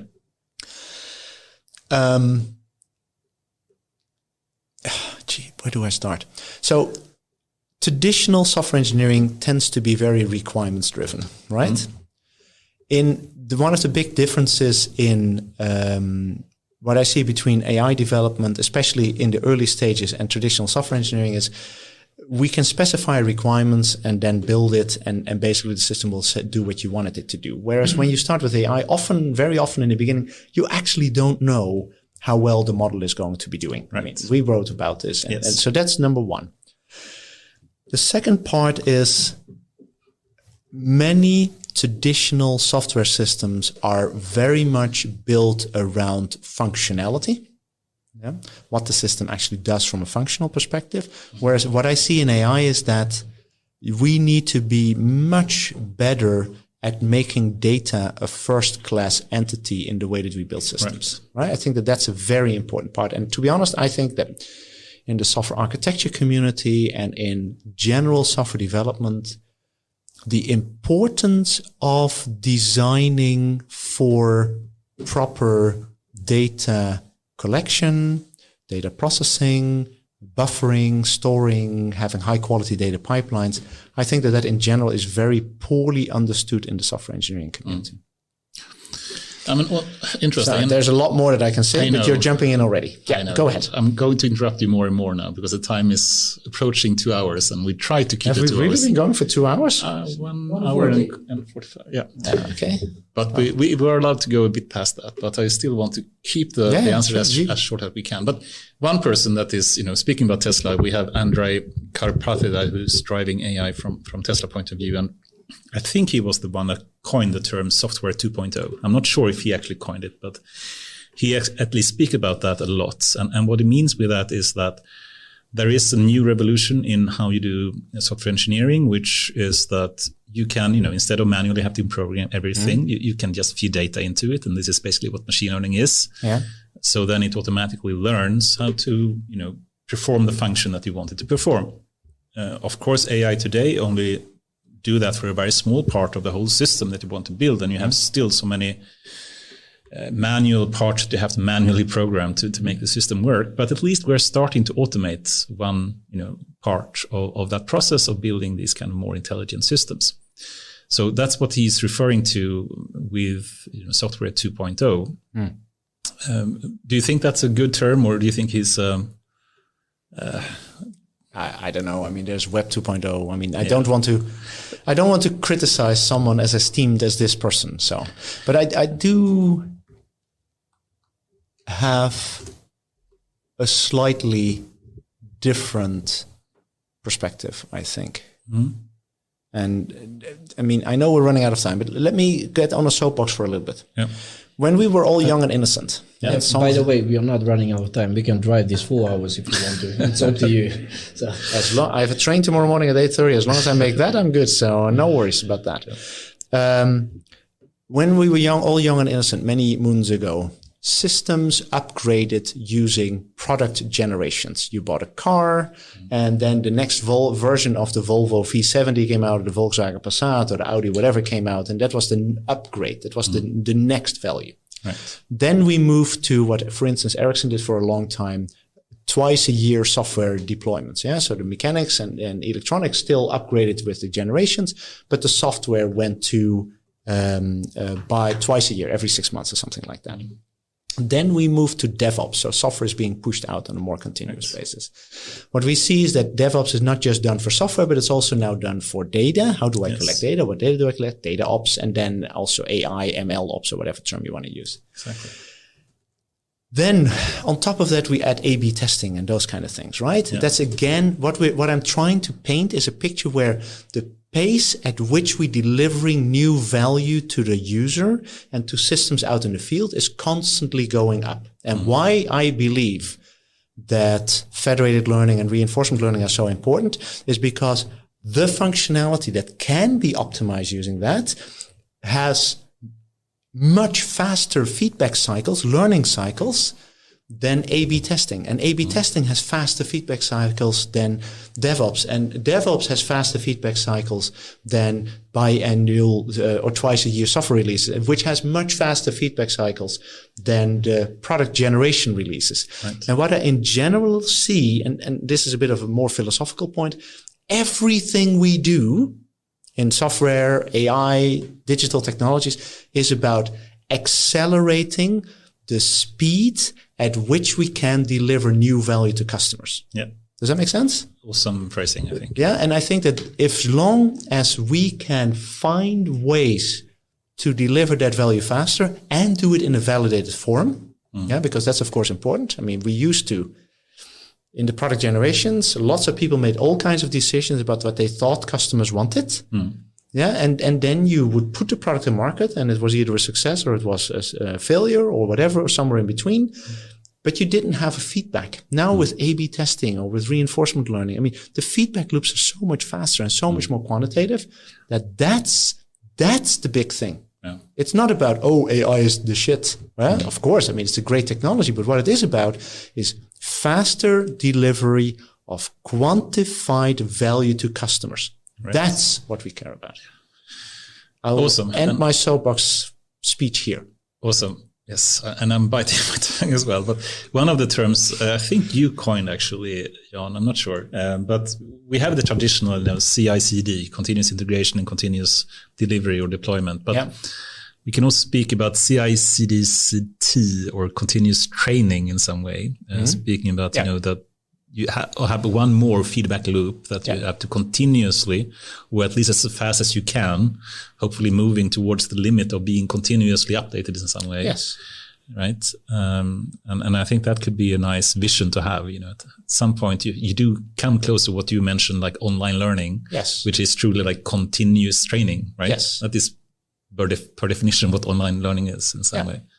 And we're not there yet for sure, right? But it could be something to my hope is that any system in the future, any function in that system is continuously looking for ways to improve itself to deliver new value. Now, what does that mean? One of the interesting things is then you cannot have requirements anymore.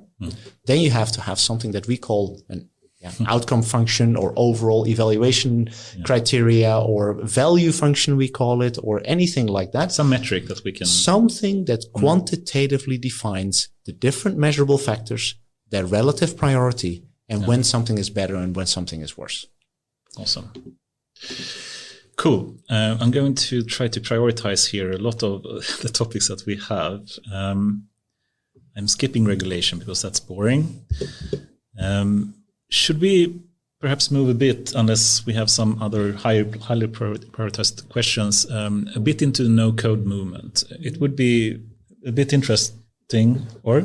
One more question. Just one more question from Somil. Okay. Somil was a guest here before. So, hi, Jan.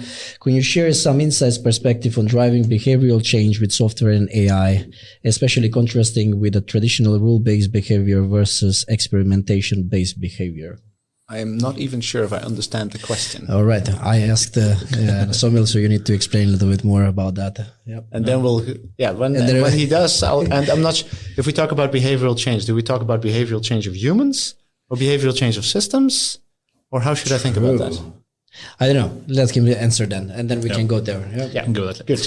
All good. Okay, but you also came in contact with Peltarion at some point, and that's also how we met. And Peltarion also do a lot of stuff, but in short, we can say that they want to make AI available for all in some way. Yes, and we can easily see a big problem with primarily the big tech companies can find huge value for the customers and the services they provide by using data and AI in different ways. But also we can see that a lot of other companies fail when they try to do it, probably because of lack of competences, but also because of the tooling is too bad. And this is also in some way, and please disagree if you have a better phrasing of this, but Peltarion wants basically to provide better tooling and methods to give AI to everyone. Yeah. And that also means that perhaps we can think about the no-code movement, where some people don't have the skills to actually do program with the PyTorch of the world or TensorFlows of the world, and then still they could potentially start using AI somehow. What is your thinking about no-code? Do you see that as being especially useful for AI, or what's your thinking about no-code?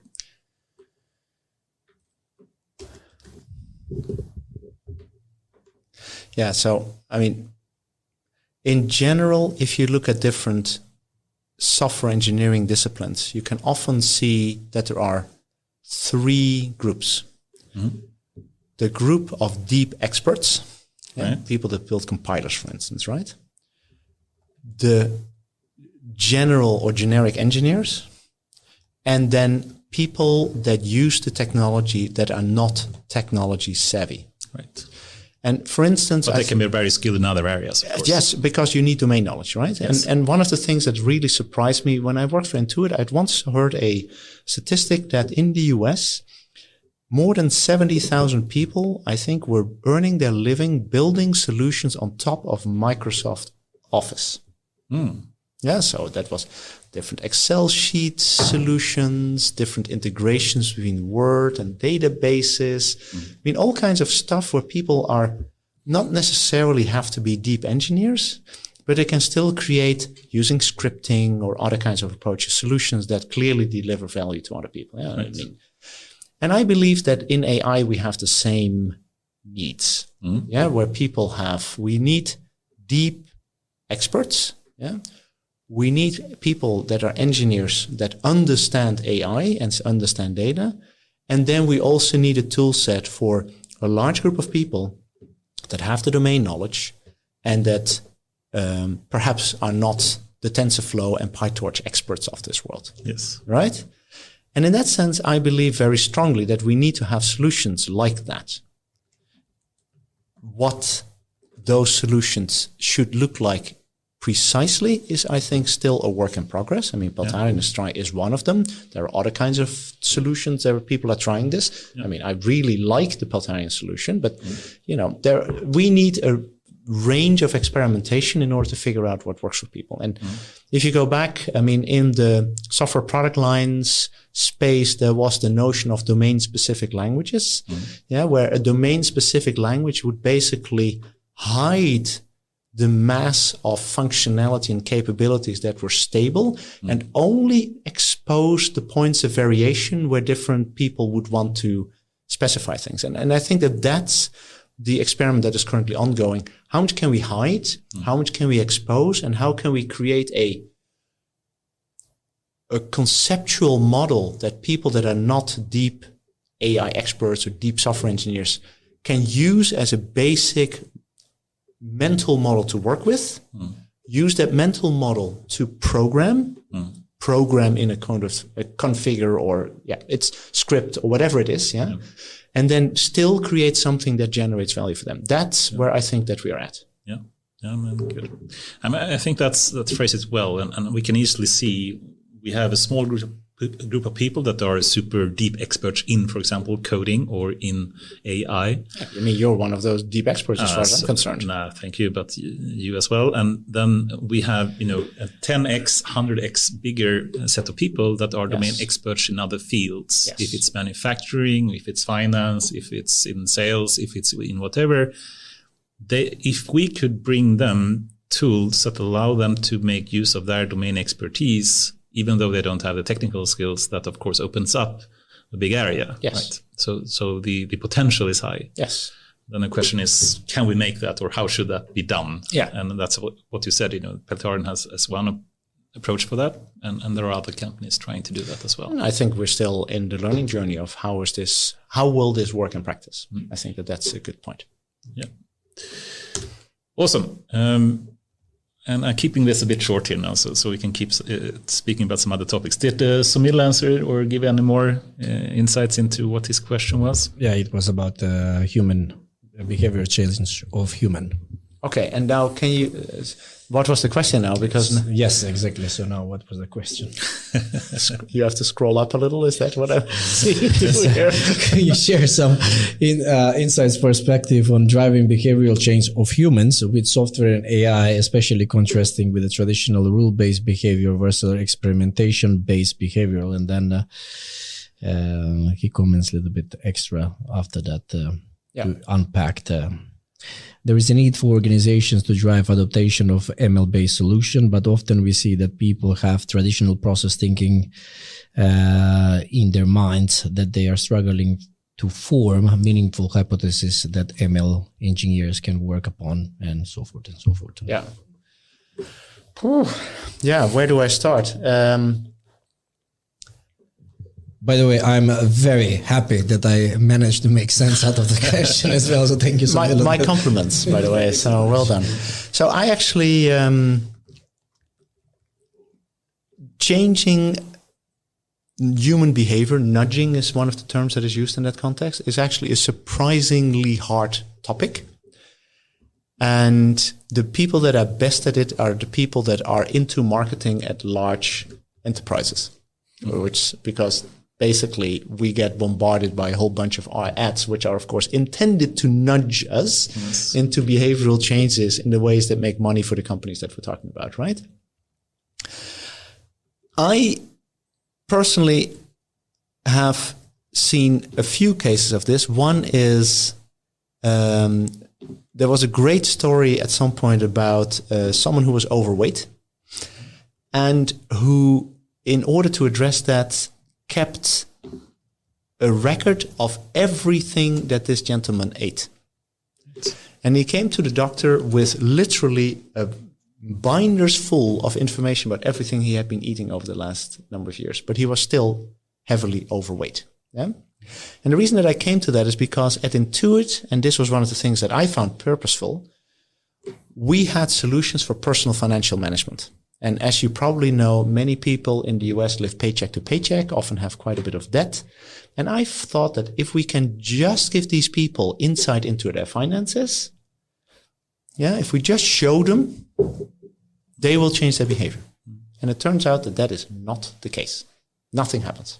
Yeah. So just giving insight is not enough to drive. Coming back to your hypothesis that people should drive development of themselves, right? Take responsibility. Yeah. So, and I think that's so. Just giving the insight or giving the data or visualizing it is, I think, clearly not sufficient. And now you want to have answers of what would make sense. And to be honest, I find that really, really difficult. I mean, there's this great saying, I think, in Buddhism that the teacher will appear when the student is ready or something along those lines. So nice. Yeah. I will steal that. That's another t-shirt. We're trying to collect quotes here. Okay. Hendrik already did a PAX on the t-shirt. Oh, okay. It was about the soapbox. Oh, the soapbox. Yeah. I want to have a copy. I want to have one of those t-shirts. That's awesome. And the idea then is, can we use machine learning or deep learning as a tool to figure out what actually helps people change behavior? Maybe. A/B testing is a form of trying that out, which is basically you offer a set of different alternatives and you try to figure out which works best. Typically, it's conversion in e-commerce, but it's still behavioral change, right? So I think that there is a room for this, but I do not have a concrete example of how you would actually materialize that. Maybe if Hendrik was here and wasn't in family quarantine, we could have a discussion around it. Yes. Yeah. Oh, it was so nice. You're triggering him now, right now. He gets like super excited, like, oh my God, I should be. Goosebumps, probably, he's saying. Okay, so one of the other topics that you have been speaking. Keep looking at your watch, Anders. I know, but I'm like a person that wants to keep time when possible. Right, but we're already over time. But still, okay. If we just move into one other topic, which you have spoken a bit about, which is more decentralized future, and I'm going to try to move into and hide my thoughts about this as much as I can, but. There is a topic called also like Web 3.0, It's been used in various cases and abused as well. Like 15 years ago, I worked with something called semantic web, which also was called Web 3.0. I had someone in my lab working on that too. So awesome. Ora Lassi if I'm not mistaken. Right. Yeah. But also now we have a new, I would say, semantic for the term of Web 3.0, more speaking about blockchains, more speaking about having a decentralized type of service that is moving away from the big tech giants that today are like monopolizing the big services and in some way trying to move the ownership. I think someone phrased it like back to the user or back to smaller companies. What's your thoughts about Web 3.0 in this aspect? In principle, I agree with the sentiment behind the movement, which is, if it's my data and it's my life, I should be in charge of that and not someone else. Right.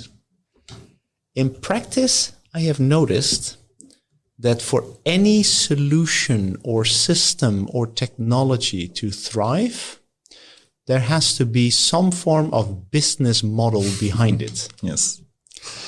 And what I think we haven't quite figured out in the Web 3.0 movement, which I know very, very little about, just to be clear, I did read a little bit, is what are the incentives for different people to actually maintain and evolve solutions that are broadly used, that will lead to these kind of decentralized outcomes. Yeah. And until I believe we can crack that one, I think it will not really materialize, because to be very honest, for all that we as technology people are worried about data and who owns this and the big tech giant, many people actually just want to have free email, want to have free social media, want to have free whatever, and deep down accept the fact that if something is free, you are the product, right? Yeah. So that there is a trade-off that takes place that, to be honest, for most people is fine. Yeah. They don't really care that much. And that's the other big thing.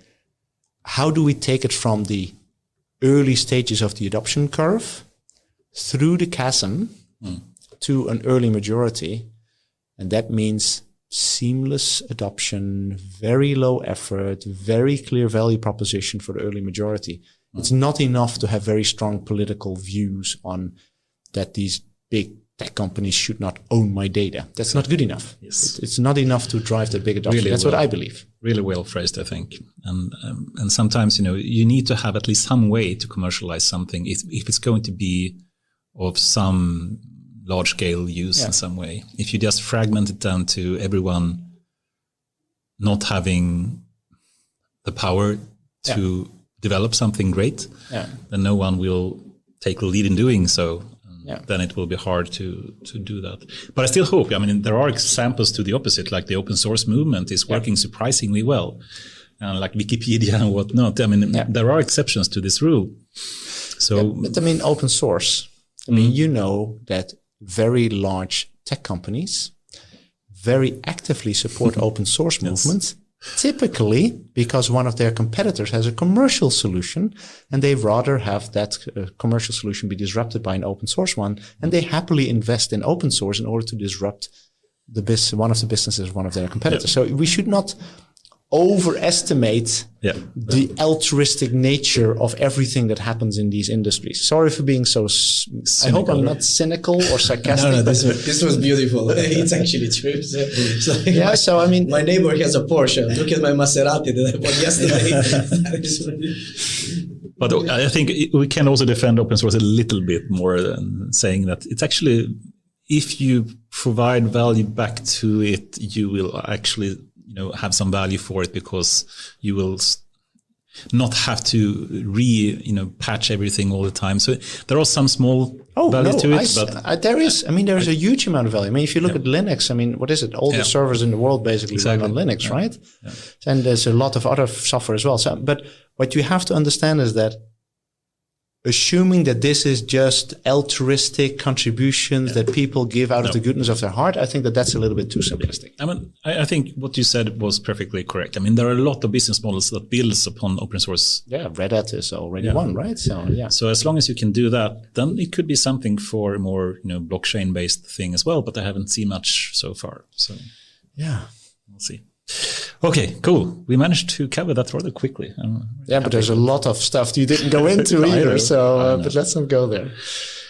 Cool. Okay, so you're also an angel investor, and you are sitting in a number of boards. Mm-hmm. You are helping companies to grow and scale, and you have, I think, more expertise in this area than most people. So, if there are, someone listening to this and they have an idea or initial startup and they really want to, for example, get some initial angel investments or get started in a way so they can get it, can you give some, short advice, tips for them how to get started? And what they should not do, perhaps. Yes. Many moons ago, having an idea and being able to convincingly pitch it was sufficient. Yeah. Because it was so expensive to get anything off the ground that you couldn't do anything without having that initial investment. Right? Then we moved to the model, especially with the cloud providers and everything, and making it much, much cheaper to actually start things. We moved to a model that you had to show a working prototype or demo before you went to go and talk to investors. Right. Now we are in the third stage, which is you have to have you have to have a compelling idea. Yeah. You have to have a working prototype. Yeah. You have to have customers, and you have to have paying customers. At least a small group to show that this idea has legs. Before even angel investments, you would say? Really? And I think that that's an important thing. And I'm actually, I will be not very specific, but one company that I'm talking to right now, I've literally told them, until you have some customers that are willing to pay you, I'm not going to invest in you. And why is that? Because everyone wants free stuff. Yeah. Free stuff is not very sticky. Yeah. Because you very easily move from one solution to the next. But getting customers to part with their money is for me the big signal that I'm looking for. Cool. And for people that are interested, on my blog, janbosch.com/blog, I have these 10 lessons that about intrapreneurship and entrepreneurship that I learned the hard way, which I actually wrote about in the last couple of months. I'm now working on platforms. So janbosch.com, and you can find there you find, if you go to the blog. It was one of my questions that I had for you, because you wrote quite a lot of those articles. So you have like entrepreneurs lesson 10, and then you had like platform lessons 10, and then it was outdated belief about software. Yes, exactly. And then I went to your webpage and I found out that you have also 3 or 4 books written, right? Yes. Yeah, exactly. What has he not done? Yeah. So if anybody is interested in procuring some of these books, which are actually, so you go there. I actually give away some of those books for free in PDF format. So if people drop me an email, that's what I will do. Okay, you hear it here. Otherwise, you go to janbosch.com, right? Yeah. Sorry. I mean, I didn't mean to pitch, but I mean the idea. Don't worry, we like pitches. Pitches is good. Pitches is good. Yeah, but I mean, I have tried to capture some of my lessons there. Yeah. And one of them is actually an interest. My first lesson is too much funding in the early stage of a startup will kill it. Oh, can you elaborate on that? What do you mean with that? What I mean with that is that I typically distinguish between the nail it stage of a startup, when you try to get your product market fit right, and then the scale it stage. If you have too much money in the nail it stage, you typically focus way too much on building product and way too little on building market. Right. Yeah? Which means that any feedback from the market that is not what you expected it to be is translated in, we haven't built enough of the product yet. Instead of, we're actually building something that customers don't want. Yeah, which is why I am looking for as early evidence as possible of willingness to pay. And I know that there are 2 schools of thought. And when I worked at Intuit, I worked a lot with our founder, Scott Cook. And he said, he always said, let's first get to 1 million users and then we'll figure out how to monetize. Yeah, but I'm an angel investor. I do not have his money. I mean, he has many zeros behind his name. Let's put it like that. Yeah. So I cannot afford that. So I'm looking for ideas that actually get validated as early as possible. So that's one of the key things that I think is important. And the other thing which I think is very important, many people that I meet in the startup space walk around with an idea that they someday are going to do. Right. And then they get stuck in this kind of what I often call the purple cloud, where they think, oh, if I just would do this idea, people would love it and it would be awesome. Go and bloody try it. Learn that the idea that you had actually sucked and move on to something else. Yeah, so just test it. Validate it. But isn't it true that there are many startups that actually get like a funding before they even basically get out of the drawing board, right? So we have a fantastic idea and then somebody gives the money. Yeah, just make it happen. Always, I mean, over the last years, there has been so much money floating around that it has been, if you have a proven track record, if you've done it before, exactly, that helps a lot. And then you can actually, with an idea, get pretty far. The winning horses.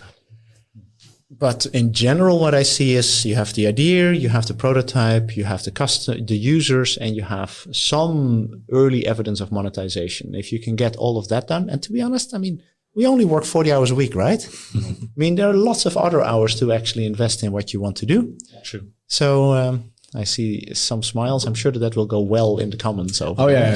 It's buzzing now. Christian Goodman is coming into the game. So here's a question: how to create and enable a more risk-open and entrepreneurial mindset in European boards and investors, so to create a vibrant and successful ecosystem. Example: enabling 10 times or 100 times AI hyperscalers. Yeah. That was a good one, right? I read it right. Yeah, no, I can see where you're getting at. And I think that that's one of the big problems. If you hit it big in the US, you get to keep a lot of your money. If you hit it big in Europe, the tax man will find you and basically give you a haircut, right? A big haircut. So the point is that it sounds really stupid, but we have too few very high net worth individuals that have come out of the entrepreneurial path around that are willing to put up the big checks and put things in. That's at least what I think. Now, maybe that's controversial. We now see lots of VCs from other parts of the world, Korea, Japan, US, also come to Europe because we actually value startups lower than other parts of the world. So they are looking for basically the good deals here. Yeah, so this is changing. But of course, what happened? I mean, one of the companies that I'm involved in, the moment we got a US investor, the company went from being a Nordic company to being a Delaware-based company, right? So suddenly we are an Inc. Instead of I will not say where the company was from. And then, I mean, as an angel investor, I'm happy because, I mean, the valuation of my investment went up. But from a European perspective, I'm going like, yeah, but that's another company that I think is very promising, lost to another part of the world. And why did the founders do it? This company has a lot of competence. They bring a network. They have the money. They're willing to pay the valuation that we're looking for. So, I mean, it makes a lot of sense at the micro level, but I think it's a problem at the macro level. And do I have an answer? I don't really have an answer. I mean, this is very cultural. Also, Europeans are much more risk averse. I mean, you hopped over regulation, thank God. Yeah, but I mean, in other parts of the world, the idea is let's try it out. And if we run into trouble, we'll fix it. Whereas in Europe, it is, let's first figure out all the 200 things that might possibly go wrong before we even do something. And only if we have alleviated the fears for the 200 things, only then will we move forward with things. Yeah, I mean, that's the fastest way of killing ideas, right? I mean, you never know how things will play out, good or bad. All right, now I'm getting a little bit too passionate. Yeah, I see you getting And this excited. is only on water, right? Yes. I mean, you guys are drinking wine and beer. I'm not doing that. So. Just let me know what you need. No, I'm fine. Yeah. Before I say stupid things on there. So, well, you know, Elon Musk on Joe Rogan, he actually did more than... I know. It was not alcohol we're talking about here. That's for sure. Yes, I saw it. But imagine that a company do get an investment from you. And now they need to scale up, and they need to also build some great teams. And I think you actually have very, very strong leadership skills in some way that makes people listen to you and see you as a role model. What would be your advice for once you have that first step taken care of when it comes to funding and being able to scale up, what is the right mix of people to try to acquire or to recruit, or how would you evaluate people in that way? So recommend them. There are three things. I believe very strongly in founder-led, purpose-driven companies. So that's the first thing. So once again, founder-led, purpose-driven companies. Right. Yeah. So for me, that is very important. I really believe that in the end, the founders embody the core idea of the company. And I know that there are VCs, and especially VCs that have run startups themselves, that at some point think, this just doesn't work, and we have to bring a professional CEO in and stuff like that. And that's typically when things start to go south, in my experience. So founder-led, but also purpose-driven. Everyone, and especially the new generation, which I'm really happy about. I mean, you can complain about millennials and what you want, but everyone wants to contribute to a goal, a purpose that they believe in. And I believe that that's critically important. So a strong vision of the company in some way. Or yes, and you need to be able to explain how you are contributing to a better society. I think that that's immense. Yes. Third, I've never seen a company fail because of product. I've only seen companies fail because lack of sales. That's an interesting statement. That we have to dig deeper into, I think.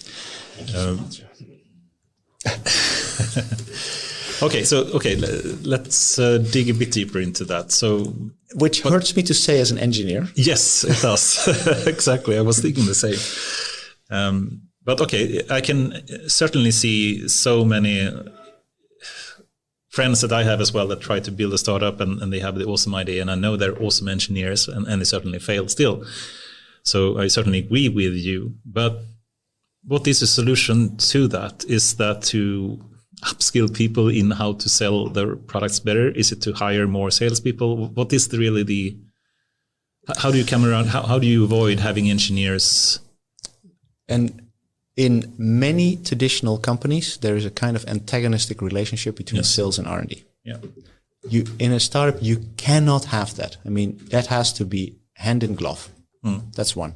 Two, one of the big things I took away from Silicon Valley, all engineers that I met, even no matter how technical they were, they knew exactly what business we were in and what delivered value and what did not deliver value. And I still meet engineers on this side of the Atlantic that basically say, give me a big set of headphones, give me, what is it, Jolt? Or what was the old? Jolt Cola, yeah. Jolt Cola.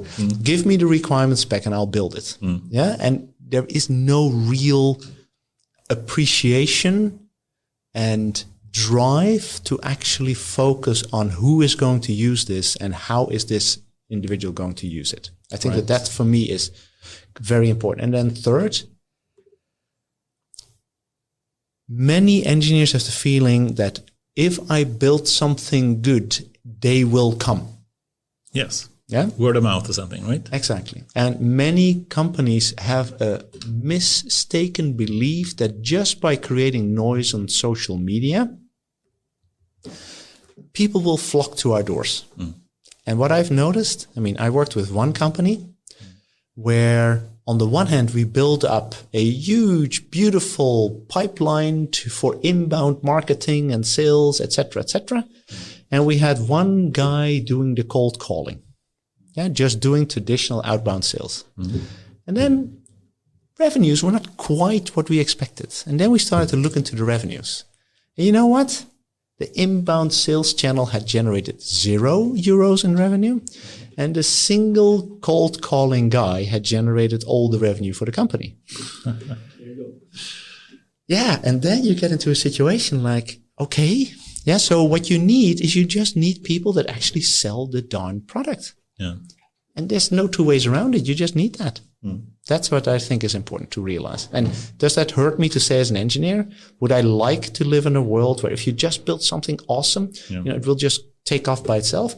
Yeah, would be nice, but reality doesn't quite match up with that in my experience. Yep. Really good advice, I think. Very important. But okay, when it comes still to build a product and let's say that you do have some nice salespeople that can do it, but there is also a problem with, especially in AI compared to software engineering, that there are so many different competences that you need. Not a single person can know all aspects of how to do A/B tests or how to build a backend part of a system or how to do cloud computing or how to do AI development, so to speak. It's kind of an obvious answer that the mix in some way is the good thing. Or how do you think about that, to have the perfect team, so to speak, to build a startup?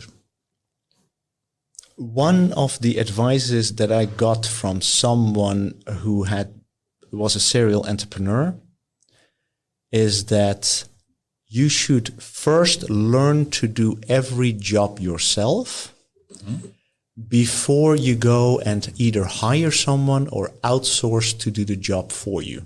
Right. And to be very honest, all the things that you just described, at some level of proficiency, I think someone like you could do. You can figure out how cloud computing works. You can figure out how to do A/B testing.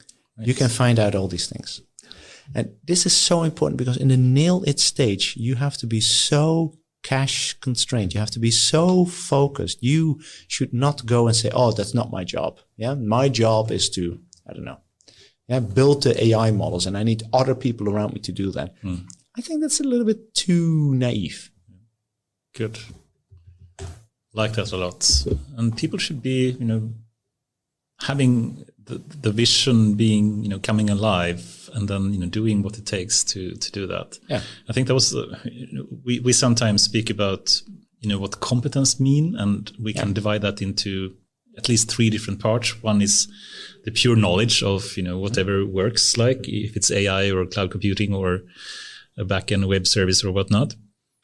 But another can be also the ability to deliver. And a third could also be leadership. And I think leadership in this case is what you basically said now, which is that you want to have people that demonstrate, this is not my expertise, but I will fucking learn how to do it. And I will actually take the time to make sure that I help out and do what's needed to make this darn thing work. Yes.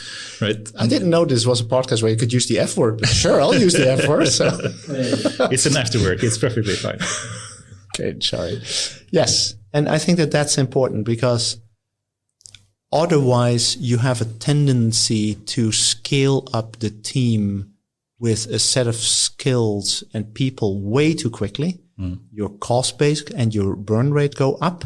And it is very difficult to maintain a focused, consistent vision of what it is that you're actually trying to do. Isn't that the perfect recruitment advice then?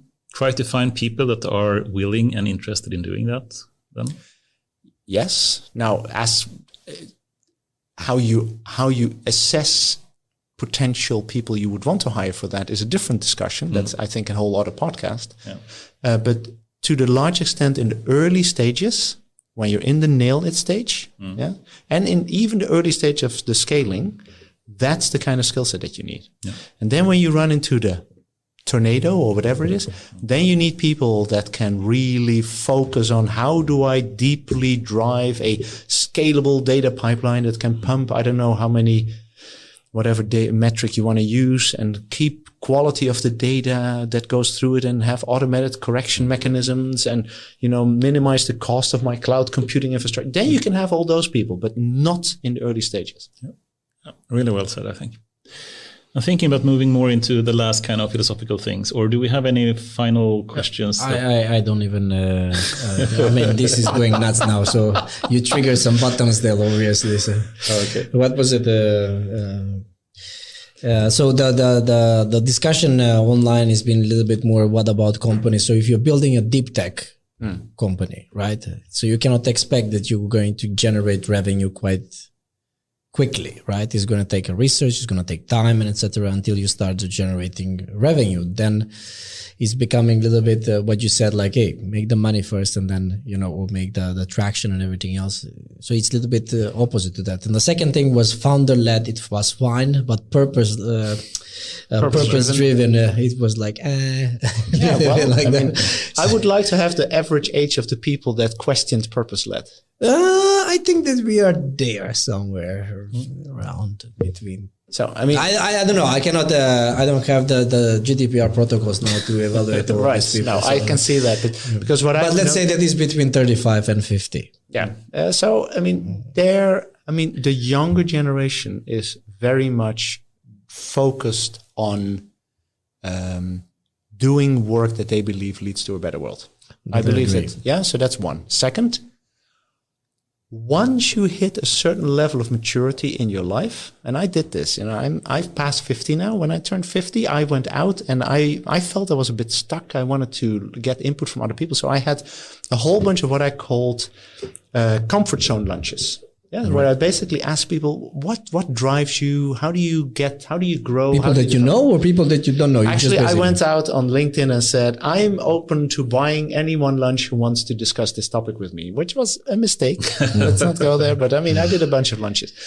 What I realized is that there are a few things. One, everyone wants to leave this planet. No one wants to leave the planet, but when they leave the planet, they want to do it with the feeling that they've done something to make this world a better place. They want to have a legacy. Something that was a positive contribution to humankind. And I think that that's a natural human instinct. Exactly. Yeah? That for me is what links so strongly to purpose. The second thing I learned is that none of the people that I had lunch with and that went to significant changes did that out of their own volition, but basically were forced into it. So they got fired. They went through an awful divorce. There was illness. There were other kinds of things. That is true, actually. So, I mean, it's very, very hard to change, which then goes back to the behavioral change question that we had a little earlier. No, sorry. All right. Okay, cool. Awesome. Okay. So just very few more philosophical, thinking societal kind of questions, just to hear your thoughts about that. And I think one of the most classical question, and we already spoken about that is the AI divide. So do you think that, for one, do you agree with that there is a divide today with the tech giants and the rest of the type of companies that we have today? That's like a top 10 set of companies that are like accelerating faster and faster, and that gap will potentially increase? Or do you think it will be a chance or a coming 5 years where we'll start to catch up?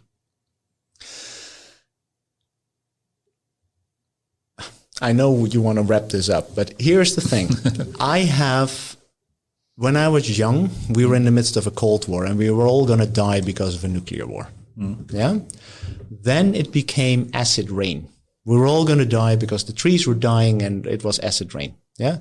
Then it was Y2K. Unless you remember that one. Of course. Then it was peak oil. Yes. Yeah. Now it is climate change. Right.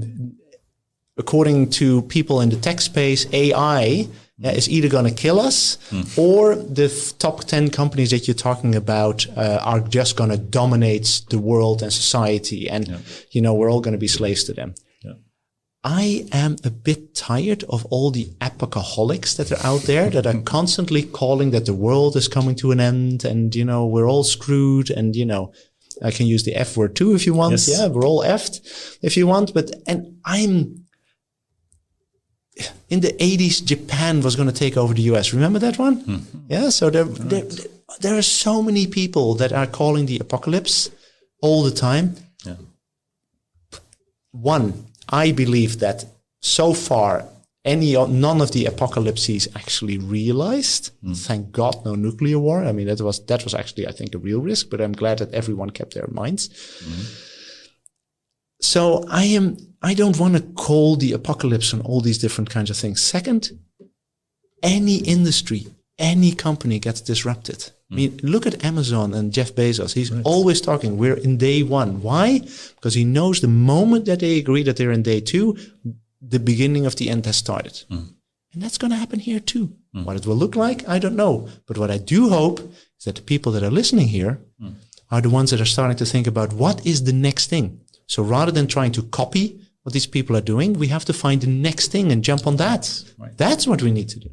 And there are lots of these things to still discover, right? It's not that we're coming even close to some shortage. At the beginning of the ideas. 20th century, people literally believed in science that we had basically discovered everything that there was to discover, which is complete BS. I mean, there's an infinite amount of knowledge to still be uncovered.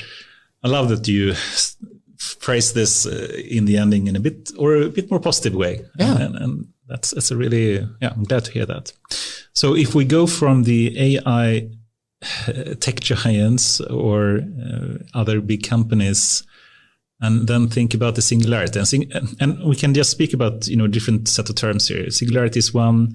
You can think about AGI, artificial general intelligence. You can think about human level intelligence. But if we speak about singularity as the point where we start to lose control in some way, at the point where we can't really pull the plug anymore, at the point where there is some kind of system that can start to build themselves in a way or change the way in themselves, even though we don't realize it, but it's still happening, perhaps in a decentralized way, that could cause some kind of unforeseen future. Do you think that's a risk that will happen in like 5, 10 years or 50 years? Or I'm going to challenge you. What gives you the impression we're not already there? Look at the situation in society at large. Can we predict what's happening? We cannot even predict the bloody stock market. Yeah? Politicians? Pandemic control? I love it. Yeah, we have already ever since we started to build cities, created a situation where as individuals or as conscious society, that there was even a sense of us being in control. I don't believe that to begin with. And I believe that the evolution of life and of society is only progressing. And the good news is, if you look at any metric about humankind, right? Life expectancy, war deaths, child mortality, any metric that you can look at, life has never been better. Things are just improving all the time. And that's why I just hate the epochaholics that keep shouting that the world is ending, and that everything is going to hell. It's not true. All the data shows that the world is just getting better. And we have to embrace that. That positivity is what I think is what drives humanity forward. Such a well put statement. And I'm so eager to go. You can speak about AI that are different potentially from other type of change that we had. But no, I don't think we should go there. I think, simply said, what we've seen so far is really, progressing in a positive way. And there is no reason to think otherwise that will continue. Right. Yeah. Awesome. Jan. Yes, Anders.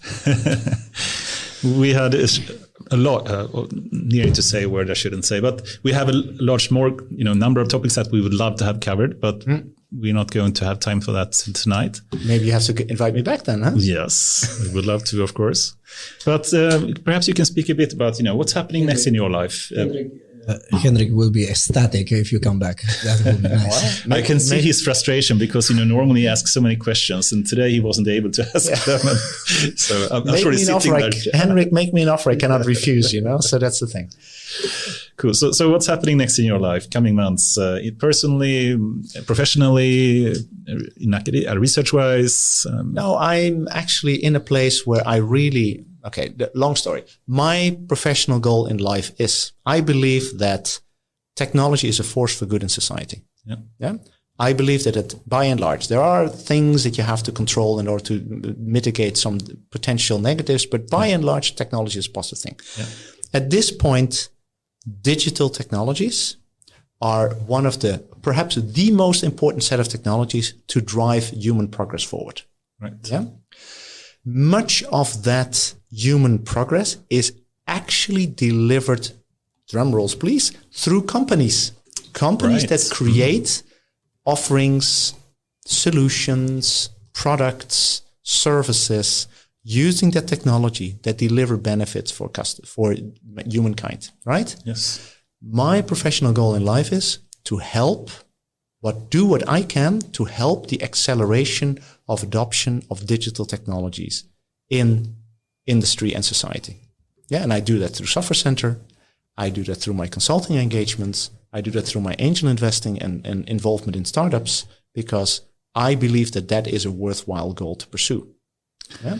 So that's what I've been doing for the last, I think, 10 years, probably longer, but I've been more conscious of it. And my plan is to just continue to do that as long as this body allows me to, and until I can upload myself into some kind of digital solution and continue to do it from there. Yeah, and I'm really happy that you are doing that. And I think there are no better person that can do that in the way that you're doing. So thank you very much. I was really excited to be here. So thank you very much for the invitation. Anyone that you would recommend to come to this podcast? Anyone that you would like to listen to? You have, perhaps not heard on some podcasts or... Yeah, I should have spent some time thinking about that beforehand. I actually...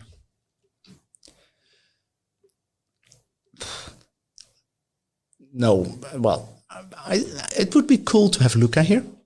He has already been here. Okay, so then I have to admit I haven't really kept track of that. There is also a big initiative pushed by Robert Bosch, AIoT. Okay. So that's the combination of AI and IoT. Right. And the key guy who's driving that is called Dirk Slama. He's German. I have no idea if he would be willing to participate in anything like this. Of course, VP at Bosch, and you know how much fun they... But that would actually be interesting to listen to that. How do they view the world? I don't know if you've mostly had people from Sweden here. Yeah. And maybe going a little broader. So far, because we opened in we started the podcast during the pandemic. Yeah, no, I can see that. Yes, and we actually had discussions over email if I should be here and if you guys should be here or not, which I'm glad happened. Yeah. So that's one thought. That sounds great. And Jan Bosch, as I said before, you're one of the person that I'm most impressed with and looked up to the most. So we're very honored to have had you here, and we wish we had more time to go through all the other topics that we weren't able to cover, but perhaps in a second episode at some point. Who knows? Yeah, good. Great to be here. I really enjoyed it. Thank you very much. Thank you.